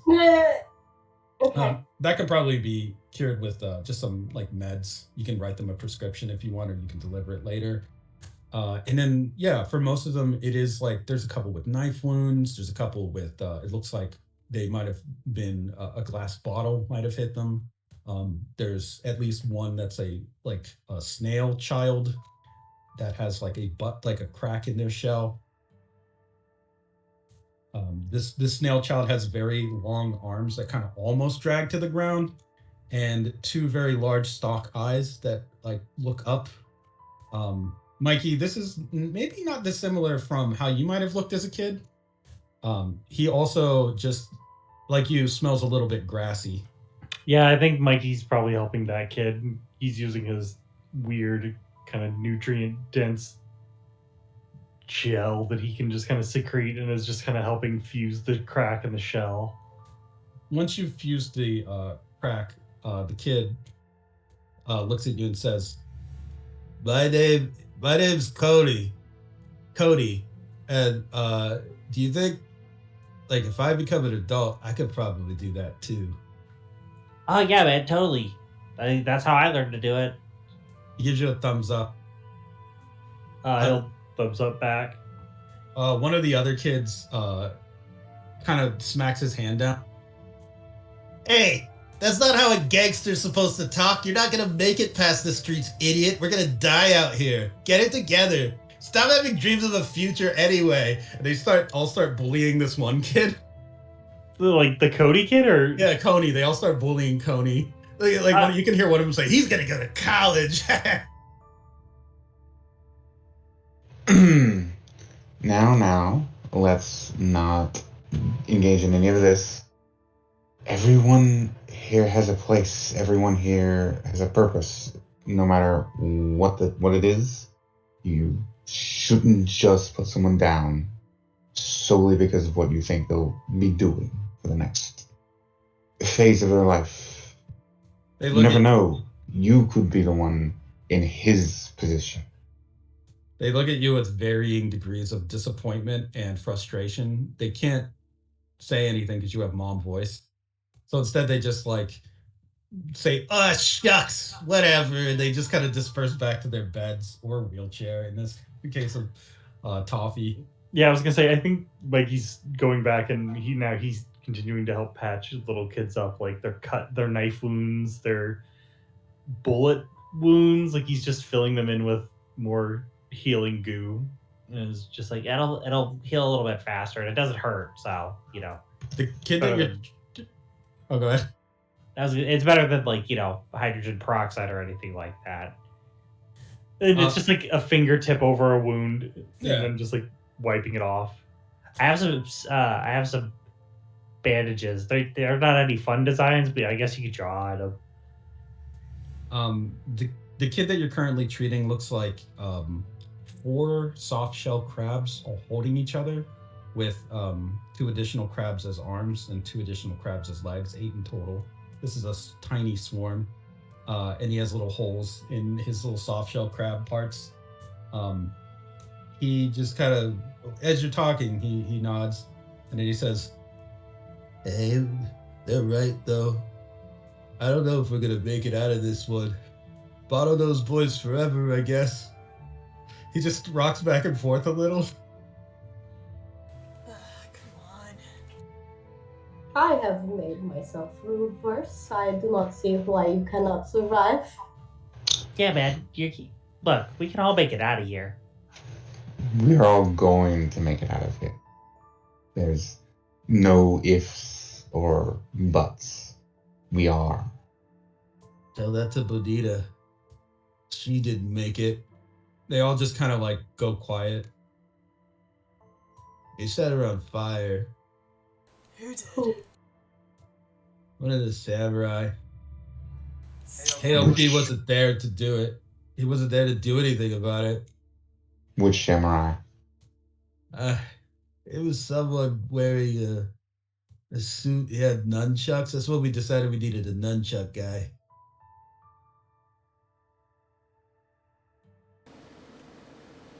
Well,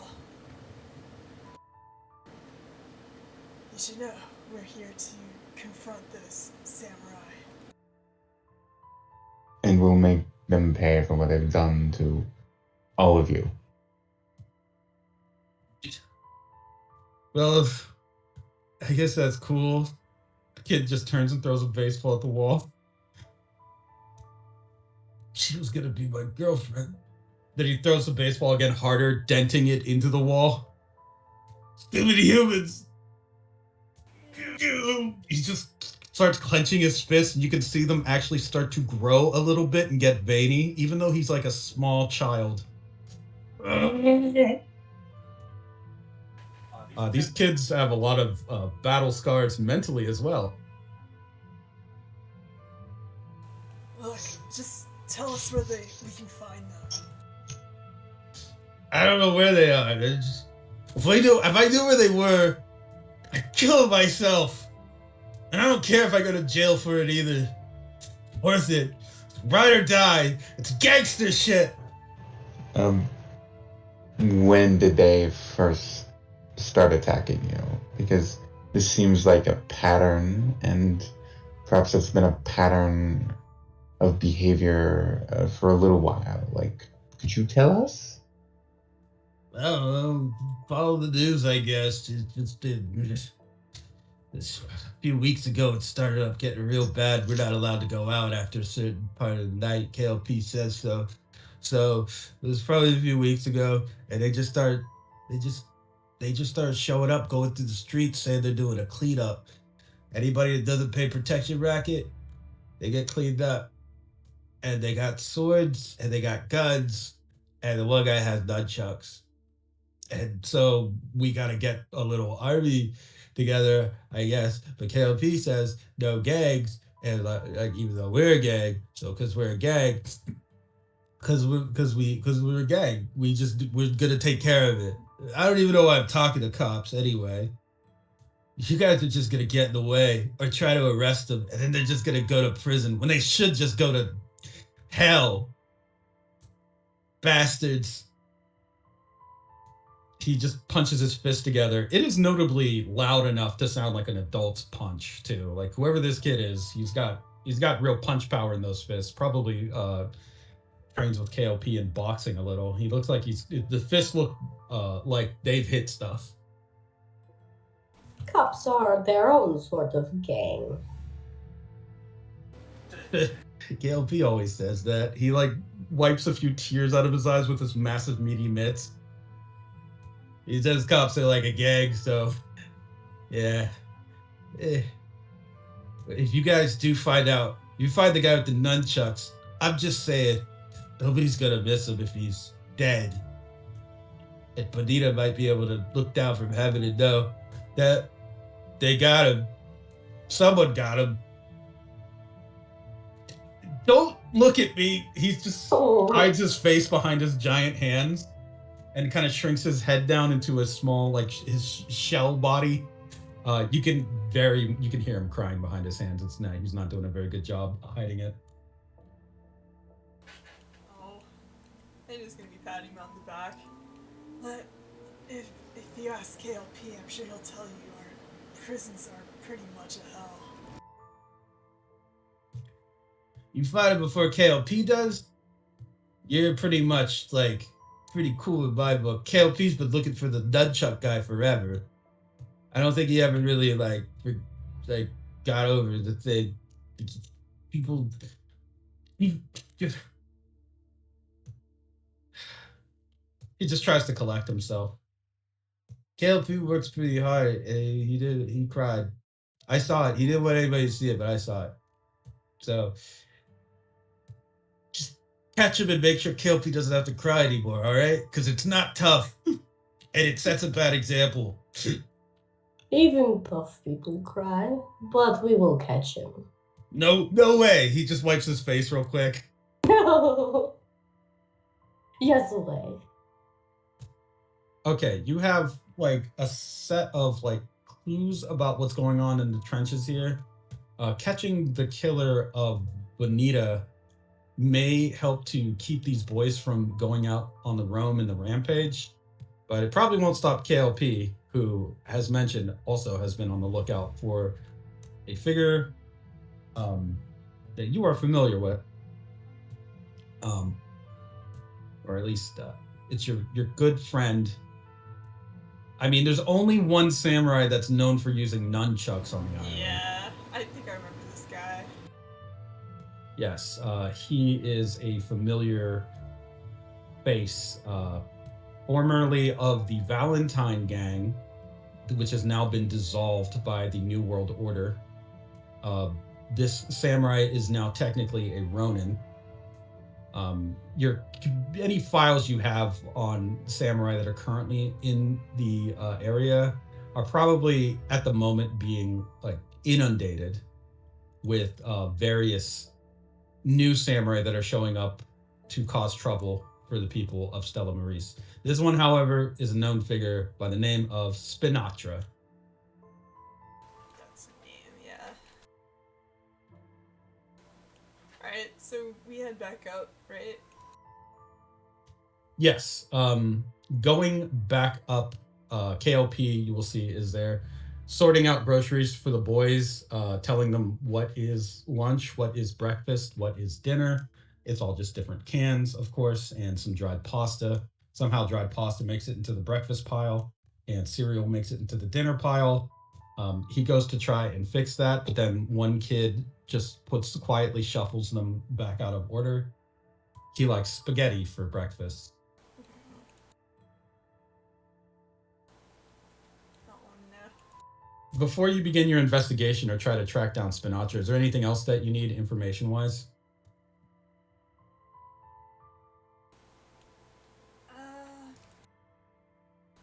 I mean, that seems like enough to go on. We're looking for humans now. Oh, I guess I would ask one of the kids, like, how often does this nunchuck guy show up? You said he wants to like get protection money off of you, so I assume he's got to be fairly regular, yeah. Yeah, he ropes through the upper trenches, like, probably around sundown. Everybody seems to know him because he's some kind of big shot with the Valentine gang, so we can't even hire somebody to go take care of him. And he manages to evade KLP every time, probably because he's like a ninja or something. I mean, he uses nunchucks. I think ninjas can use those. So he manages to get away before KLP will find him. And he hassles local merchants and stuff, because this one place I steal candy from, he knocked that place over and stole a bunch of money from them, which is really not cool. And I don't steal candy from there anymore, because I feel like they've had a hard time. Happen to remember the name of that place? Oh, yeah. That's the TI market. It's up in the upper trenches.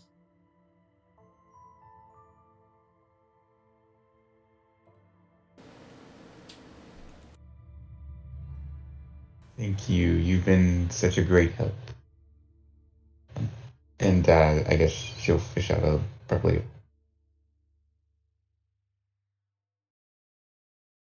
You fish out a what? Yellow. A sparkly? A spark? Is that what it was? Sparkly? Oh, might be a disconnect. Oh no.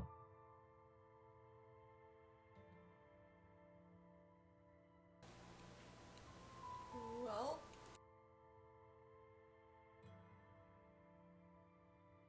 Oh snap.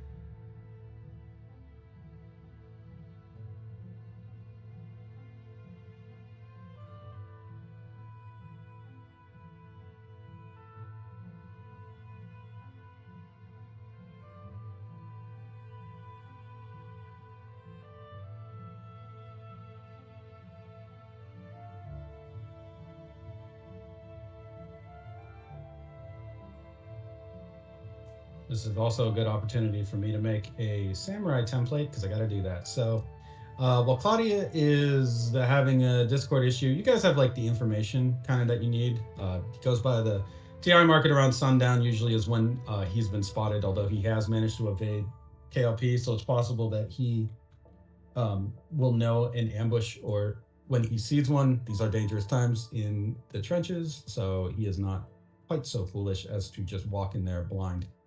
Um, I will just quickly work on that template, and then you will have your fully fledged Spinatra ready to roll.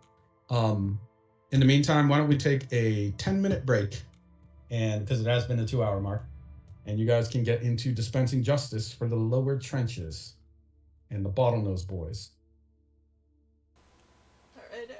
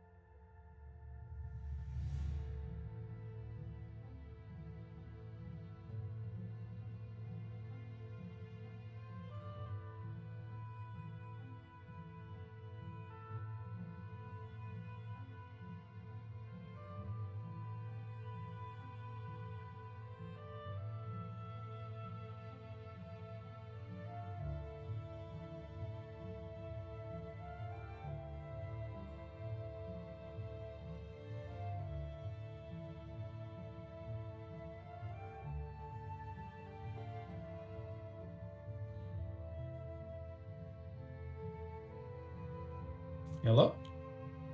Hello. Oh, did Claudia come back? I don't know. I thought it was a 5-minute break time. Oh, yeah, it is. Yeah.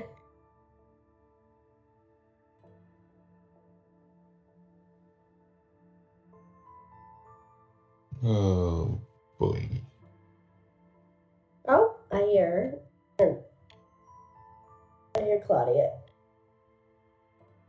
I don't know why Discord does this.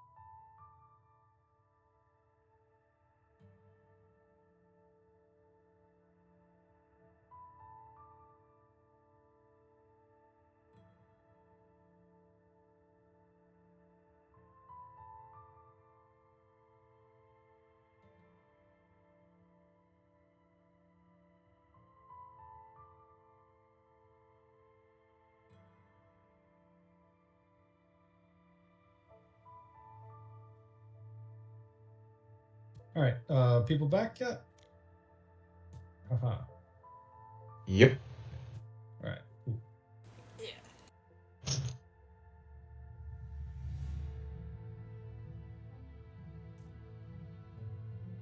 Yes. Alrighty. So, let's get back to it. You were going to I added a bunch of things. Never mind. You were going to deal with the finding and tracking down one Spinatra. You have a lead on where you might be able to find him and when. Question is, how do you want to set up your hunt for this guy? I mean, the TI markets are just a supermarket, or Yeah, it's just a market in the upper trenches, so that's where you'd have to. What do we know about his crime? You just know that he burned one of the kids. You know generally that he's been in the past linked to racketeering and various drug and gun running, handling lower kind of level operations for the Valentine clan that were operating here on the island. You know that he is a hothead that's has injured a few cops, but he's managed to get off due to the Valentine clan's legal protections from like through lawyers and such. He's a well-known scumbag, more or less. The fact that he's been reduced to hustling vendors in the trenches is a fall from grace for sure. Okay. I mean, if he's hustling vendors, he's probably gonna head towards like the back of the building or whatever, like their offices would be. So we'll get to the Tastes International and talk to them, I guess. Okay.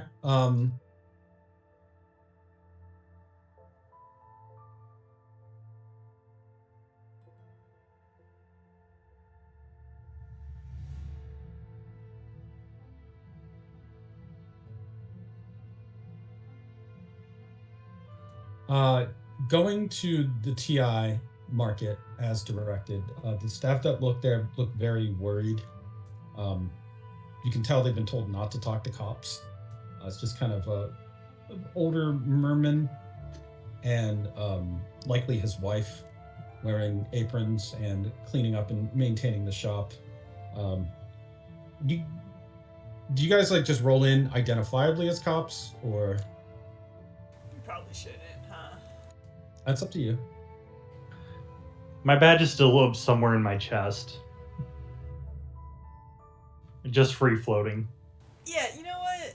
Anya's actually gonna tell everyone to hide their badge. This is kind of personal. Okay. But Yeah, we have to go beat up some guy because he beat up kids. The body cameras inexplicably all turn off. Oh no. yeah, basically. Also, I don't know about talking to these people. Do we really need to? Kinda don't want to get remembered. Okay. If you were trying to do this like this sounds like a somewhat shady kind of operation you're going for, is that right? Like you're just this guy isn't gonna live. Are you cool with that, guys? Because this guy, he doesn't have the Valentines to protect him anymore. I was just trying to catch him, right? Yeah. Or murder him. That's up to you. I just It's a blood moon out tonight, you know? He doesn't seem like the type that would come in if you're like, let's duel. It's gonna just be a full-on fight. So,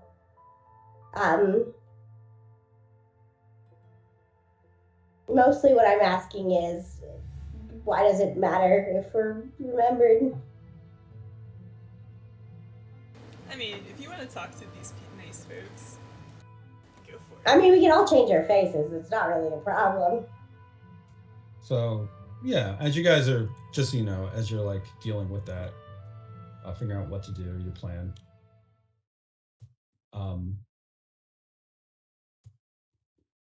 It sounds like there's something burning outside. You can smell it. There's fire, like somewhere outside of the shop on the street. Oh, time to go check. Okay. If you check outside, you find Spinatra on the ground, burning with fire that is not moving. And there are different frozen fires arranged around him. And there is one person, one figure standing in the middle of all this fire. Spinatra is clearly dead. He's roasting in this frozen flame has pretty much cooked him to black char crisp, but you can tell he's still got like one hand on his nunchucks. He's judging by the way that he's face down or looking up, trying to grab or reach out somewhere. It looks like he was caught by surprise. And the person that is standing above him in the middle of all this frozen flame, there are people just running away from this scene, by the way, is a small child. She's just watching Spinatra burn with one very empty, revealed eye.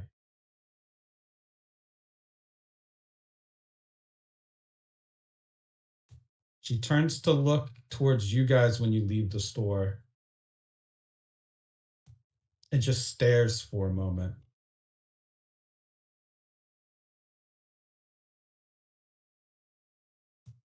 The fires that are burning around her, just frozen and still, are destroying storefronts. One of them is just kind of sitting in a car as if it sliced it in half, and you can tell both of the edges that were sheared away are burning. And the fire that is in this child's hand similarly kind of twitches and alternates its animation between burning and not burning. Her features are mutated, hidden behind half of a fish head or mask. She looks like a merman, identifiably a fire goby, or at least partially one. Once it's very much assumed, if not, you can assume Spinatra's very dead, basically. That guy did not make it. The fires that are breaking out, you can tell when one of these frozen flames, like a piece of it bounces off to another thing, it'll start to burn, get extremely hot, then freeze, and then start burning everything around it like it's been resonating the heat of the highest peak of its temperature. If this child isn't stopped, it's possible she could burn down a lot of the upper trenches with this effect. It's very wild and very destructive. Alright,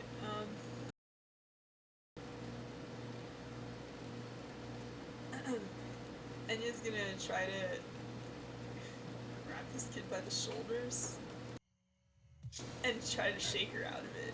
Hey, can you hear me? She'll look up at you when you shake her shoulders, though it's a delayed response. Just stares at you. You've got to stop. Slow down.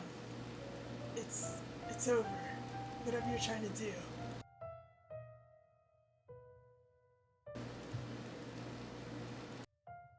She shrieks and then holds the fire up towards your arm. If you don't move away from her, she's going to. This looks like it's going to burn very badly. Alright, she'll let her go. You have to roll your speed against a 5.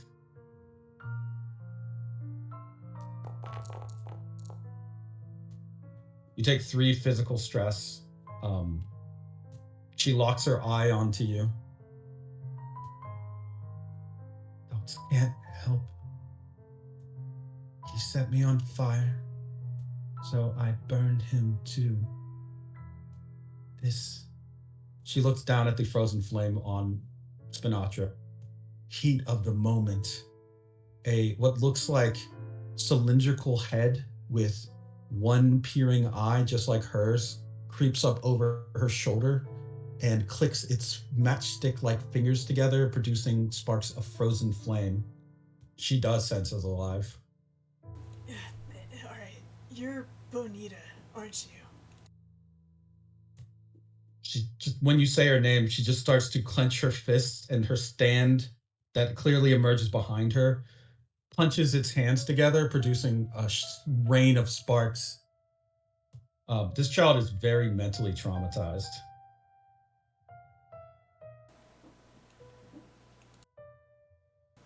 Bonita, you have people waiting back for you. She shakes her head.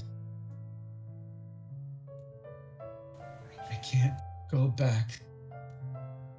I'll burn everything. She starts to freak out and shriek again, producing a very, very loud, almost glass shredding, breaking pitch. And the fires that are around her temporarily animate and spread before she starts to retract and cause them to go still again, retracting her power from them.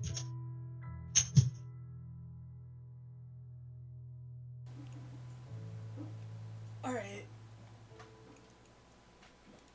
You guys have what is seemingly an Aquarian stand user child, a bottlenose boy by the name of Bonita, a fire goby, and I will reveal her character sheet to you. You can see her, she is down below, not in a folder. It just says Bonita. You can see her sheet, and I will let you try to figure out how to handle this. You can tell by the fact that she killed Spinatra and doesn't seem at all bothered by that this kid is like a basically traumatized child soldier slash fire starter. And what was said was true. Spinatra did set her on fire, but she is a fire goby and extremely resistant. Something in that, or perhaps before it, may have given her a stand. She would have had to have been exposed to Maddie's pearls to get one. Unless, of course, it is a case of demon possession. Hard to say. So I will let you guys look at the sheet and then figure out how it is that you want to handle this, because I don't think you want to kill a child, but it is, we'll just say killing the kids off the table to make everybody breathe a little easier. But you do have a small pyrotechnic child. Okay. How would your group like to deal with this? Sorry. I'd like to start putting out her fires.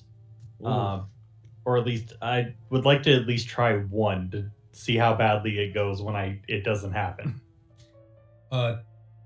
You can just do a test on this and see that with like some of your goop. I didn't want to try my goop. I wanted to try travelers. Oh, because because fire is obviously it heating up, so the molecules are getting hotter and bouncing around more. I want to try and spin them and slow them down. So with travelers and like your sort of knowledge of how atomic shit works, like all the various chemical reactions, all the molecular things that are happening and occurring, they're reading this as a very, very weird fire. It's a fire that, like it says in the description, hits its peak and continues to maintain that peak no matter what. Like as long as it's within her range, these fires just stay that hot, put off that much energy. Technically, this breaks probably one or two laws of thermodynamics. Trying to despin the particles would require them being unfrozen, unfortunately. So you can sort of tell with travelers that these fires cannot be put out. Is the long and short of it. Once they reach their peak, they actually begin to burn something, and you can tell by the pose that Spinatra is currently frozen in, and the fact that some things that are burning and with this frozen flame like have stopped, that it seems to be some also like time interference, the effect. Okay. Yeah, that was what I was worried about, was it being magic fire. It's very magic. Yeah, no. Since it seems to reach a peak heat and then spread that way, and that's not good. So, what is it that you guys would like to do, creepy small pyro child? Um, she reminds me a little of Blue with her fire powers. Yes. And because she's still a child and not that great at controlling her, well, I have her at a molecular control too, but she's more likely at a 1 because she's a kid. You can tell from her features and the fact that she's not very bright and cheery. She's likely either Abyssal or Twilight, like Blue. I'll squat and offer her my hand and say, "Hello, little one. Do you want to learn to control those powers of yours?" She kind of starts to, she first of all recoils from you and starts grabbing at her own arms and scratching. You can tell from the reddened marks around her arms, and there's some scarring there that this is a nervous habit.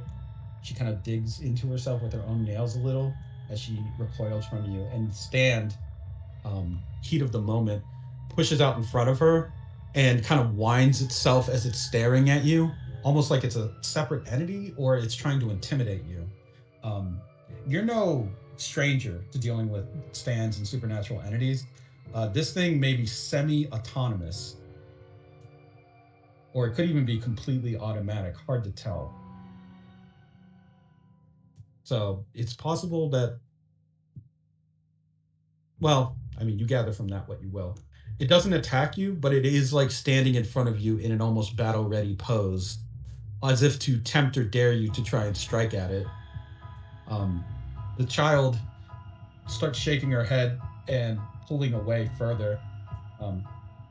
She seems to be signaling no, but quietly. She doesn't seem to want to speak much.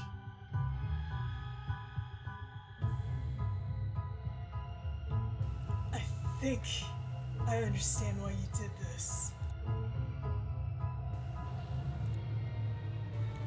It's because he hurt your friends, right, Bonita?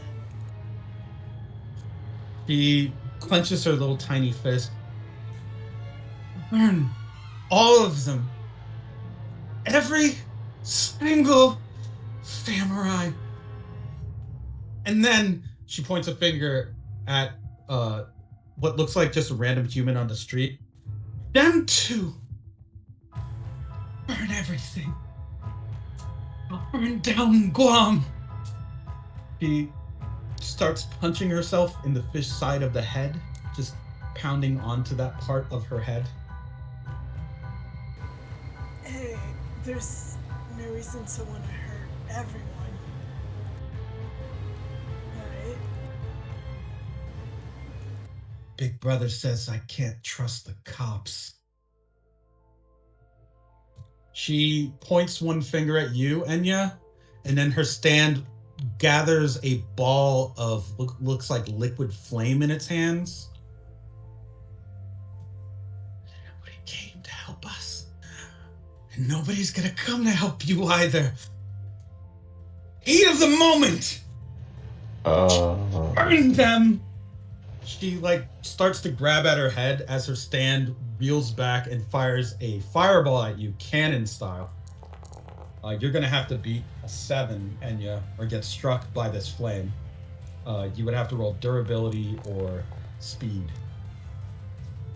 You want to just take the hit? Yeah. Let's take it. Okay. The fire catches on your arm. You're able to block some of the damage, but you are currently on fire, and the fire, once it gets there, just hits its peak and starts to burn. You take 4 physical stress, as Bonita's flames seem to be directed onto and are just clinging to you. Alright, yep. Yeah, that definitely burns. You currently have the condition on fire. You have the next action, or you can popcorn it to someone else if you think you can take down a target non-lethally, and presumably you don't want to just beat her up, but you can if you want, I guess. She is a weapon right now. She is just a flamethrower.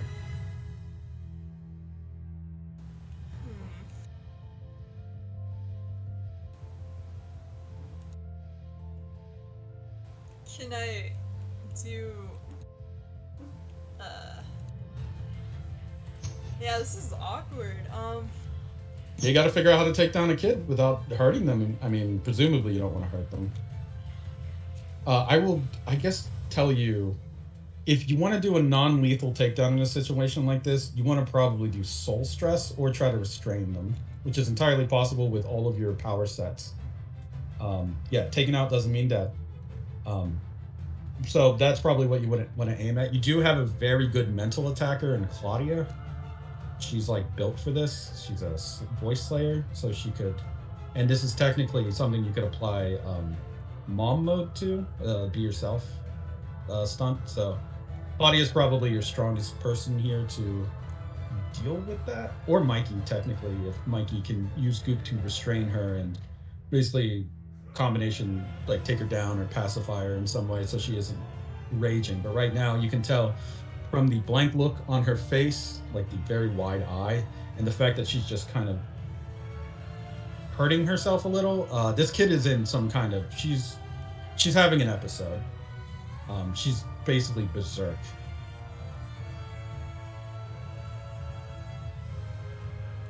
Okay, I can't even think of like a decent psychological debuff to put on her. Because she's already messed up.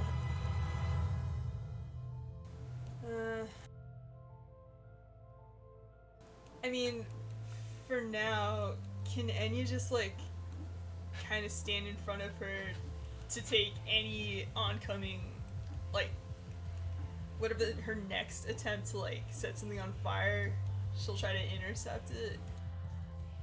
Sure. You're just gonna, I guess technically you're creating an advantage, mostly for yourself. You don't need to roll anything for that. It'll just be resolved when the attack comes, which it does. Because Ice Creek tried to talk to her, she's going to, yeah? Can it be extended to like my teammates at least? Like, Well, yeah, yes. She's going to lob another fireball at Ice Peak, who tried to talk to her. You will need to beat this roll.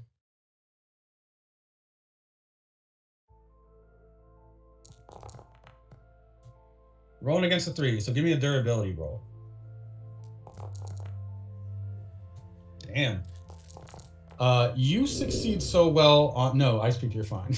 Okay, sorry. She was defending for you. Because your durability roll is so high, what's a way that you can give yourself a boost to deal with this? Maybe like you're... some liquid light. Liquid light, you're hardening Yeah. your body maybe, or you're using your molecular control to mitigate burn damage. Yeah, that all sounds Okay. solid. Like maybe a combination of the two, I think, is fine. You are very tanky as a skull type. So that would be Ice Peak. It's your turn next if you'd like to take a turn, or you can popcorn your action to Claudia or Mikey. You can do whatever you want, Anya. Otherwise, Ice Peak would be next. Well, this kid is very haunted. And I feel like that should be up my lane. I do have, like, because I was taking care of the kids back home, do I have, like, a little bit of their blood on my hands? Sure. I suppose you might have, I think you would have cleaned it up, but... Or maybe or something that I kept. Yeah, you might have something to use. You're just trying to get their cells to... I just want to make little voices out, calling her to come back home. Okay. And basically be like, there are people waiting for you, Bonita. Okay, give me a... Give me a... Give me a gaze roll, actually.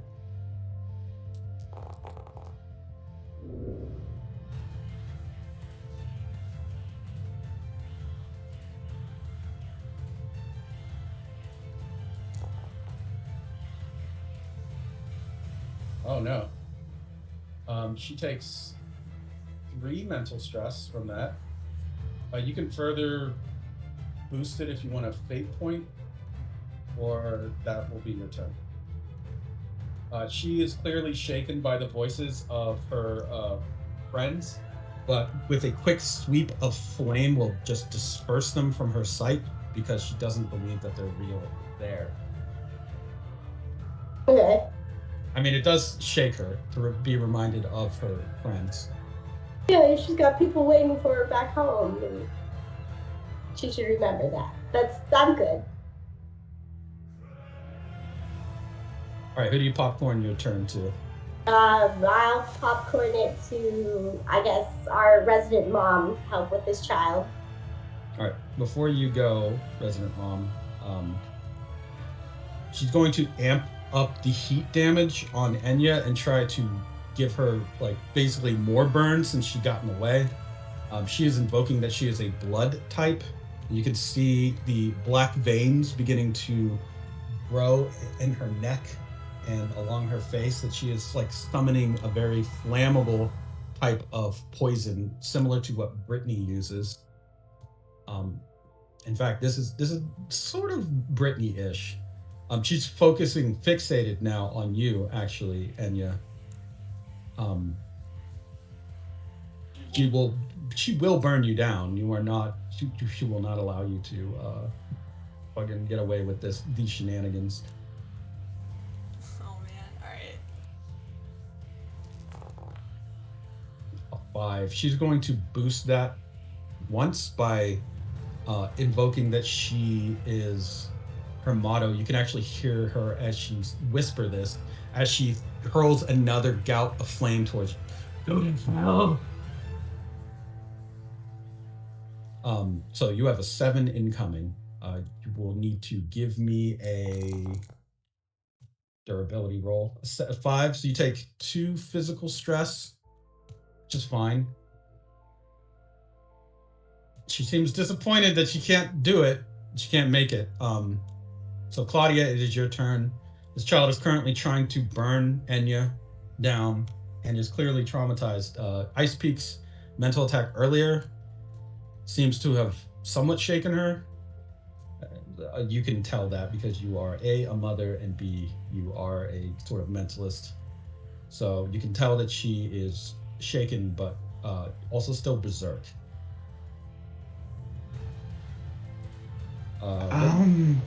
What would you like to do on this? So there is a question. How far back are the kids in the like? The holographic kids, or how far away are the holographic kids? She dispersed them with fire. Oh, okay. Were you going to use them employ them in your attack? I was hoping maybe one of them resembled the boy she was. Either resembled the boy she was, that was her boyfriend, or either that, or I was going to kind of put him on a phone speaker, kind of get his voice to her, and prove that he's still alive and waiting for her. Can she mimic the voice? You could. Be weird, but you could. I don't want to. I mean, I know I could, but like that would be weird coming from me, an adult. I think it's pretty JoJo to just use a phone to do it. So this will be a final exchange, we'll say. Well, maybe not final. It could very well be a final exchange, depending on how many fate points you want to dump into this. So, yeah, I'll say that maybe either you can use a phone or there can be a remnant of the holographic ghost of the boy in question. Since he did get medical treatment, I will say there's maybe a burning scrap or a little bit of that ghost left. I'll let you decide which one you prefer. I prefer the actual voice of him because I feel like that's more personal, to have him be there and actually be able to talk to her. Okay, then what you're going to want to do is give me a mom mode roll with your stunt. And Okay. You can invoke whatever you'd like to boost this. It would be a mental attack, but go for it. Okay. Let's see what she rolls. Okay, that would be 6. 6. 6? Yeah, with my stunts, I think it's +3, so that would be a 6, and then I'm totally gonna fucking dump all my the rest of my fate points. How many fate points do you dump? 2. That would be +4. So that would turn that into a 10. Yes. She is going to. She's going to invoke. Let's see. I'm You can- also. Oops. Oh, go ahead. I was going to say part of my invoke is going to be Voice Slayer, or so she can use the voice. Oh shit. Okay, yeah. So when you invoke Voice Slayer, the target is charmed, and subsequent rolls are given a +1, and they can't attack you. So,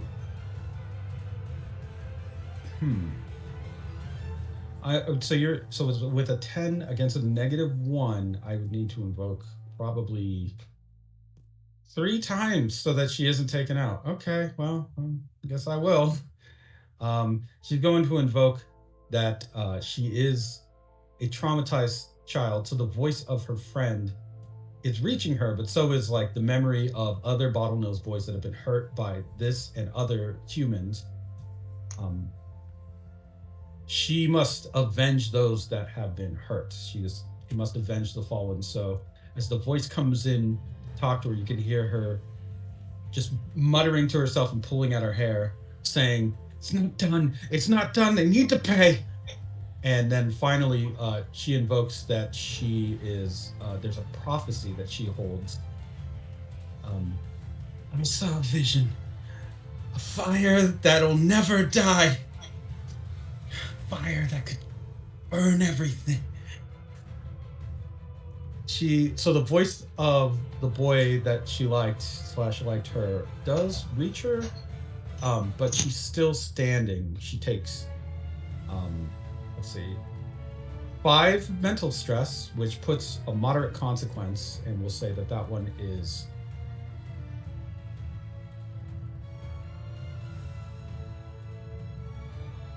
What's a mental condition that you would like to put on her, actually, as a moderate consequence? I believe.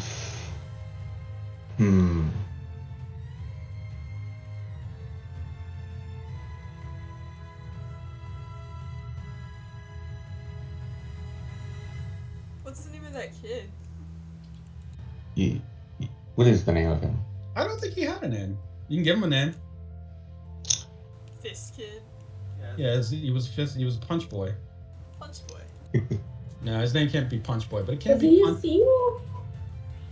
He was like a common. He had like a shell, and he had big, kind of like just very big meaty mitts. So he was like a combination of a turtle and probably some kind of shrimp or crustacean, but all uniformly colored. He was just a big punchy boy with a shell.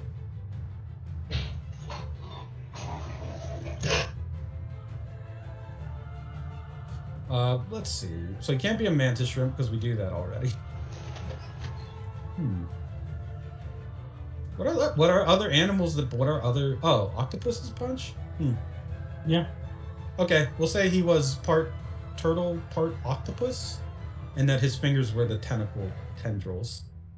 So he had big tentacle arms with big giant meaty hands. And what's a cool name for an octopus turtle kid? Like probably.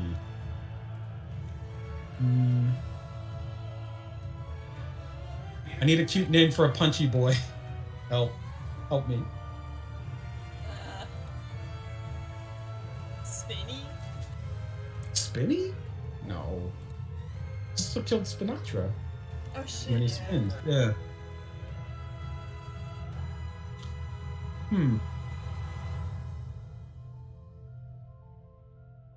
Beetle. What is his name? Beetle. Beetle? Yeah, because the Octopus Garden is a song by the Beatles. Oh, okay. And her name is Benita. Beetle and Benita. Oh, that's cute. Good. So yes, Beetle is the boy's name. I should probably put down on the sheet.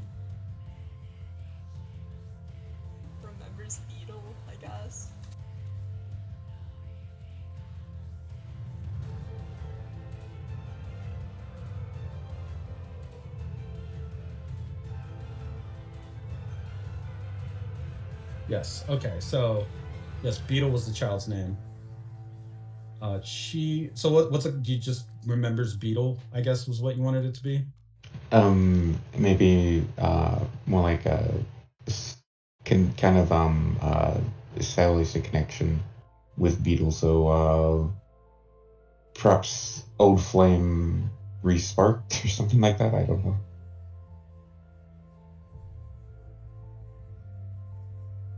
Okay. Old flame rekindled. Haha, I get it. Yes, she seems to care a lot for Beetle, and it's obvious because she is not going so hard lethally against you guys anymore. Mikey, it is your turn. And yes, she's going to try. Before you go, Mikey, she's going to try one more time to burn Enya Okay. because you're just, you're the biggest one, and she's mad that you can't do it.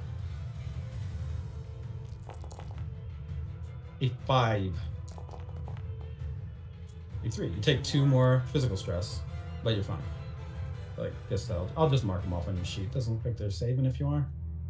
Um, so Mikey, it is your turn. Wait. I just have a 1 and a 5, so should I. Oh, I'm gonna invoke to just soak it up, actually. okay. What do you invoke? Crisis Negotiator, I guess. No, it makes perfect sense. Okay, Mikey, it is your turn. How do you handle a screaming pyrotechnic baby? Hopefully well. I think he would start, as gross as it is to say, just start secreting like a flame retardant gel. I assume as a plant slug man, he knows how to do that process within his own body because as a merman, fire is one of the biggest threats, and I don't want to be on fire. Okay. But I think he starts kind of covering himself in a thin layer of this film, and it's just like, Bonita, let's work on this. You're doing great so far. We just need to take a deep breath and relax. Let's start by looking around and let's point out there's a couple of different ways we can work on grounding ourselves. So let's start with maybe finding like 5 things we can see. Like I can see that you're needing a lot of help, that you seem to be in a bad place. I can see that my friends here are trying to help you. There's all 3 of us. That's 4 things. Can you give me 2 more? And he's gonna basically try and like not really suppress her, but like he does want to try and get her all a little bit off of Enya, since Enya just keeps being on fire and he's slightly less flammable right now. All right. But he's gonna try and help calm her down and coax her. Okay, you're gonna want to give me probably, I guess it's chillax. You're trying to calm a child. Yeah, I'll roll chillax. Give me a chillax roll. Chillakalaka.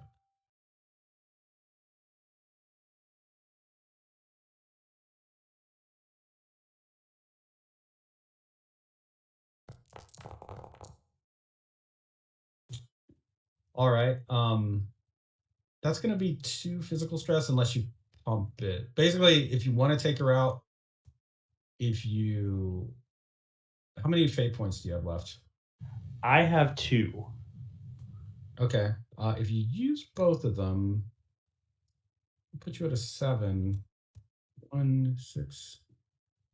Yeah, that wouldn't take her out. It would just fill up her severe consequence. But you could fill up her severe consequence, at least. Unless you actually you are a scout. There may be a thing here that so you're in a new scene, you're in a new scene, and when you enter it, you are able to gain an instant understanding of space, of the space or location you're in. So you would reveal an additional scene aspect, and you would be able to invoke that for free. So, what is a scene aspect that you would like to add that might help you here?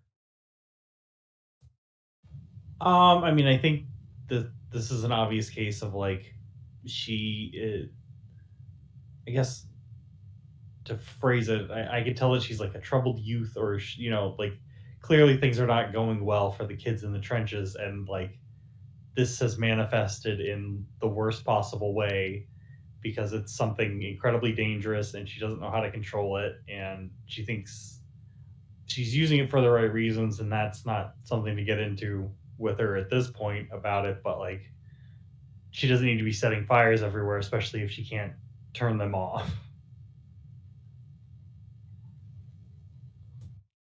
Okay.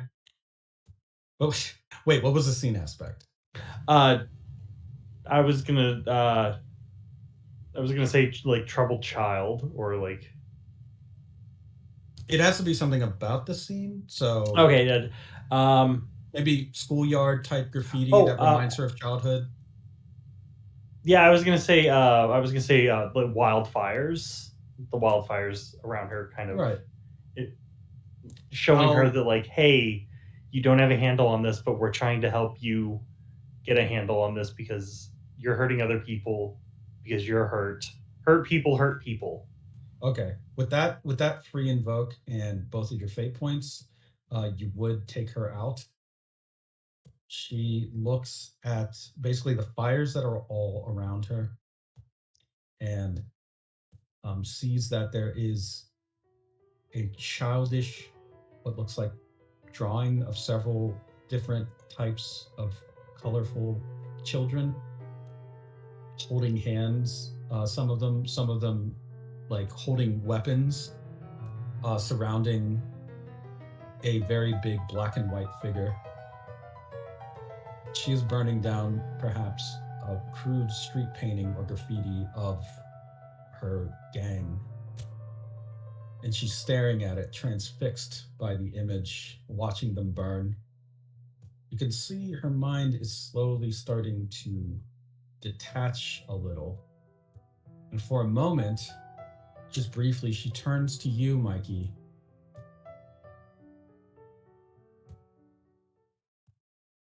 And you watch her face kind of twist a little into a smile. Hail Avicii. Hail Avicii. Hail Avicii. And she begins to scream it over and over as she drops to her knees and begins to punch at the ground, sending sparks up into the air. And her stand does the same. And when she looks up again, you can see her teeth are sharpened, and there is a black substance oozing from one of her revealed eye and her mouth. She just starts to like laugh and scream at you. She is This is familiar in a way. There was a time when you were in trouble and felt like you didn't know what to do, and that corruption, that corrosion started to just take over slightly in this mental state where she is beginning to go berserk and feels like she can't get through some opposition. She seems to be channeling more of that Dagonite essence, that spirit. So technically she is taken out, but she seems to be corrupted.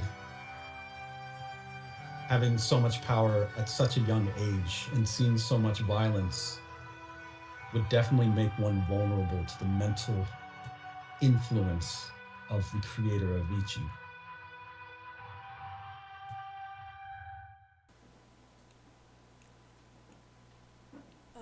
Have the fires died down?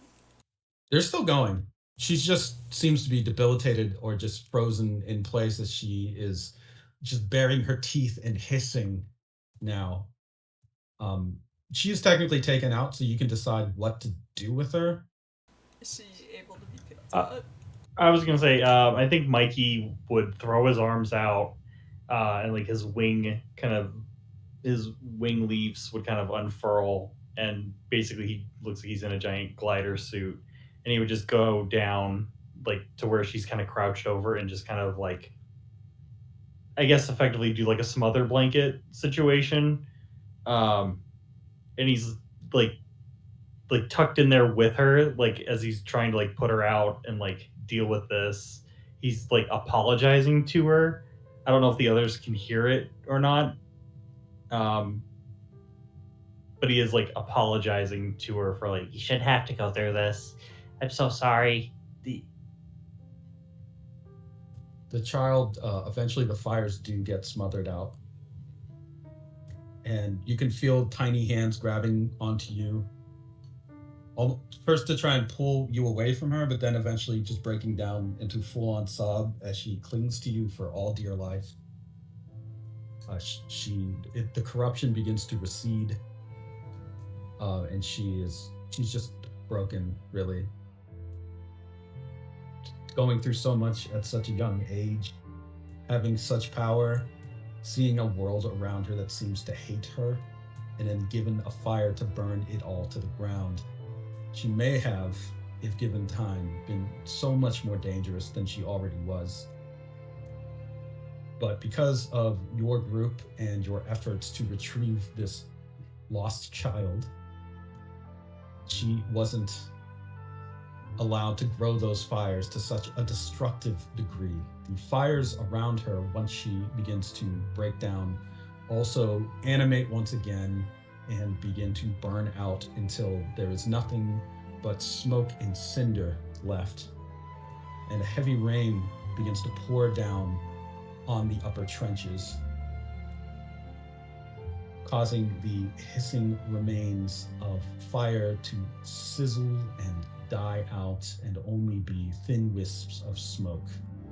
In this scene where even the body of the fallen Spinatra finds some peace beneath the water and ceases its burn.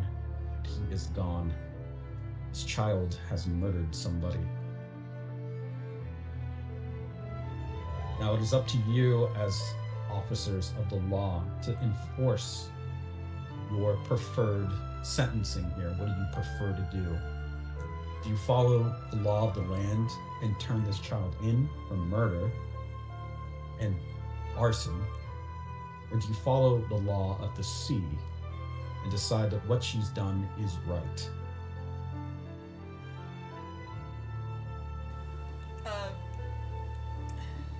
As the case leader, can I choose Law of the Sea?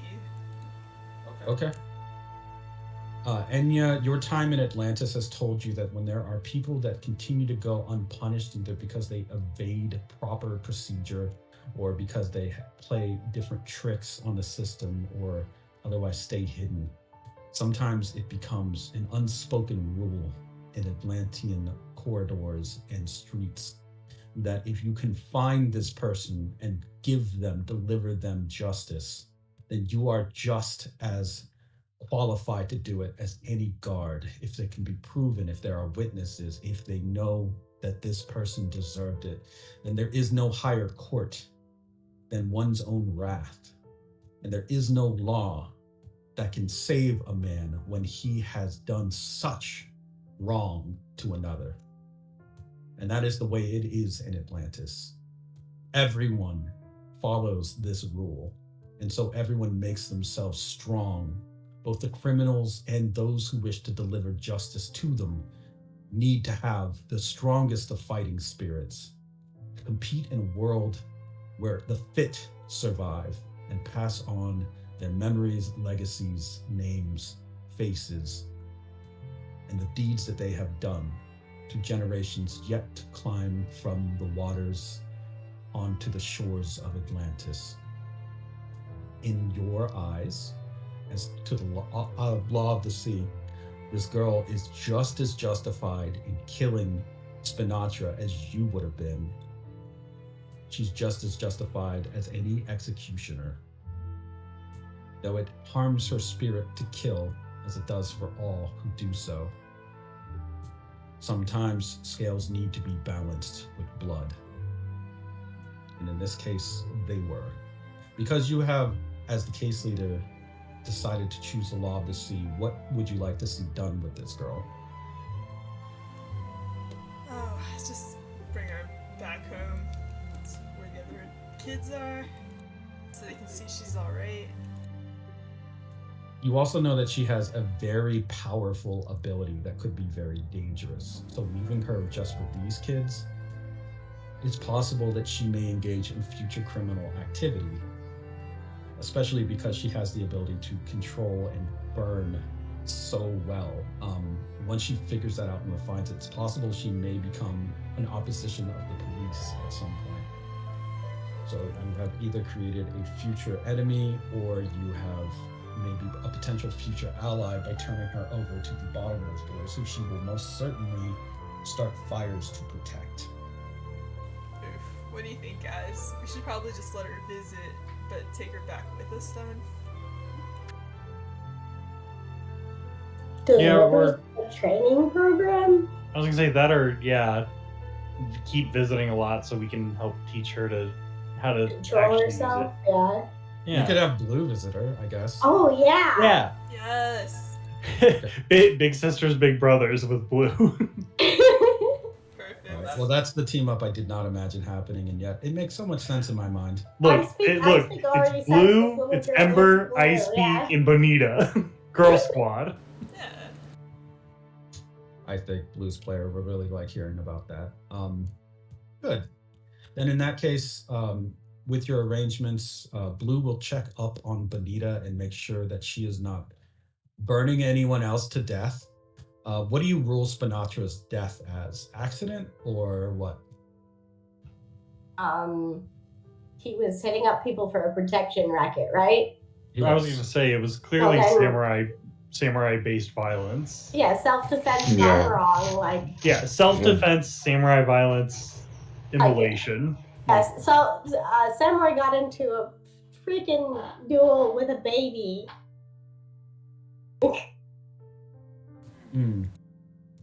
Samurai v samurai crime, I man. mean, technically it is self-defense. Yeah. Yeah. So, Look, those fires caused a lot of property damage as well, so we don't know who did it because none of the shop owners wanted to burn their own stuff down. Right? Had to have been a rogue third party, maybe. All right, then you have closed the case, at least this case of trench warfare. Benita will be sort of just an NPC for now that maybe shows up time to time, but she is a little kid, so she'll probably just be somewhere safe, preferably under Blue's supervision.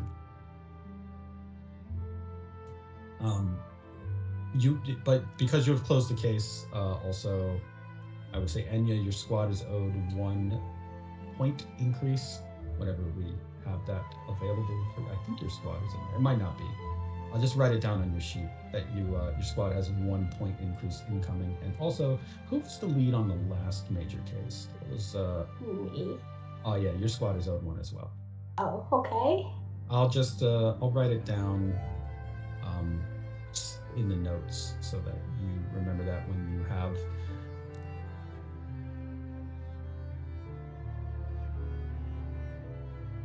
We'll call, you know what we're going to call this? We'll say that members of your squad get promoted.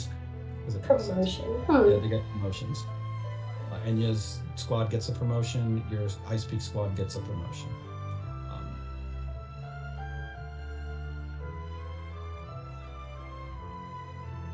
I'll make sure that your squad sheets are fit. And as a fiddle, as it turns out, I don't think I copied all of them into the files. So I'll have to make sure I do that. In the meantime, that closes this case. Boop. And I hope that you guys enjoyed taking care of that major case. Unexpected. Stop crying. Never. Joke's on you, you can't stop me. Yeah, you can't stop me. Why do you make me stop?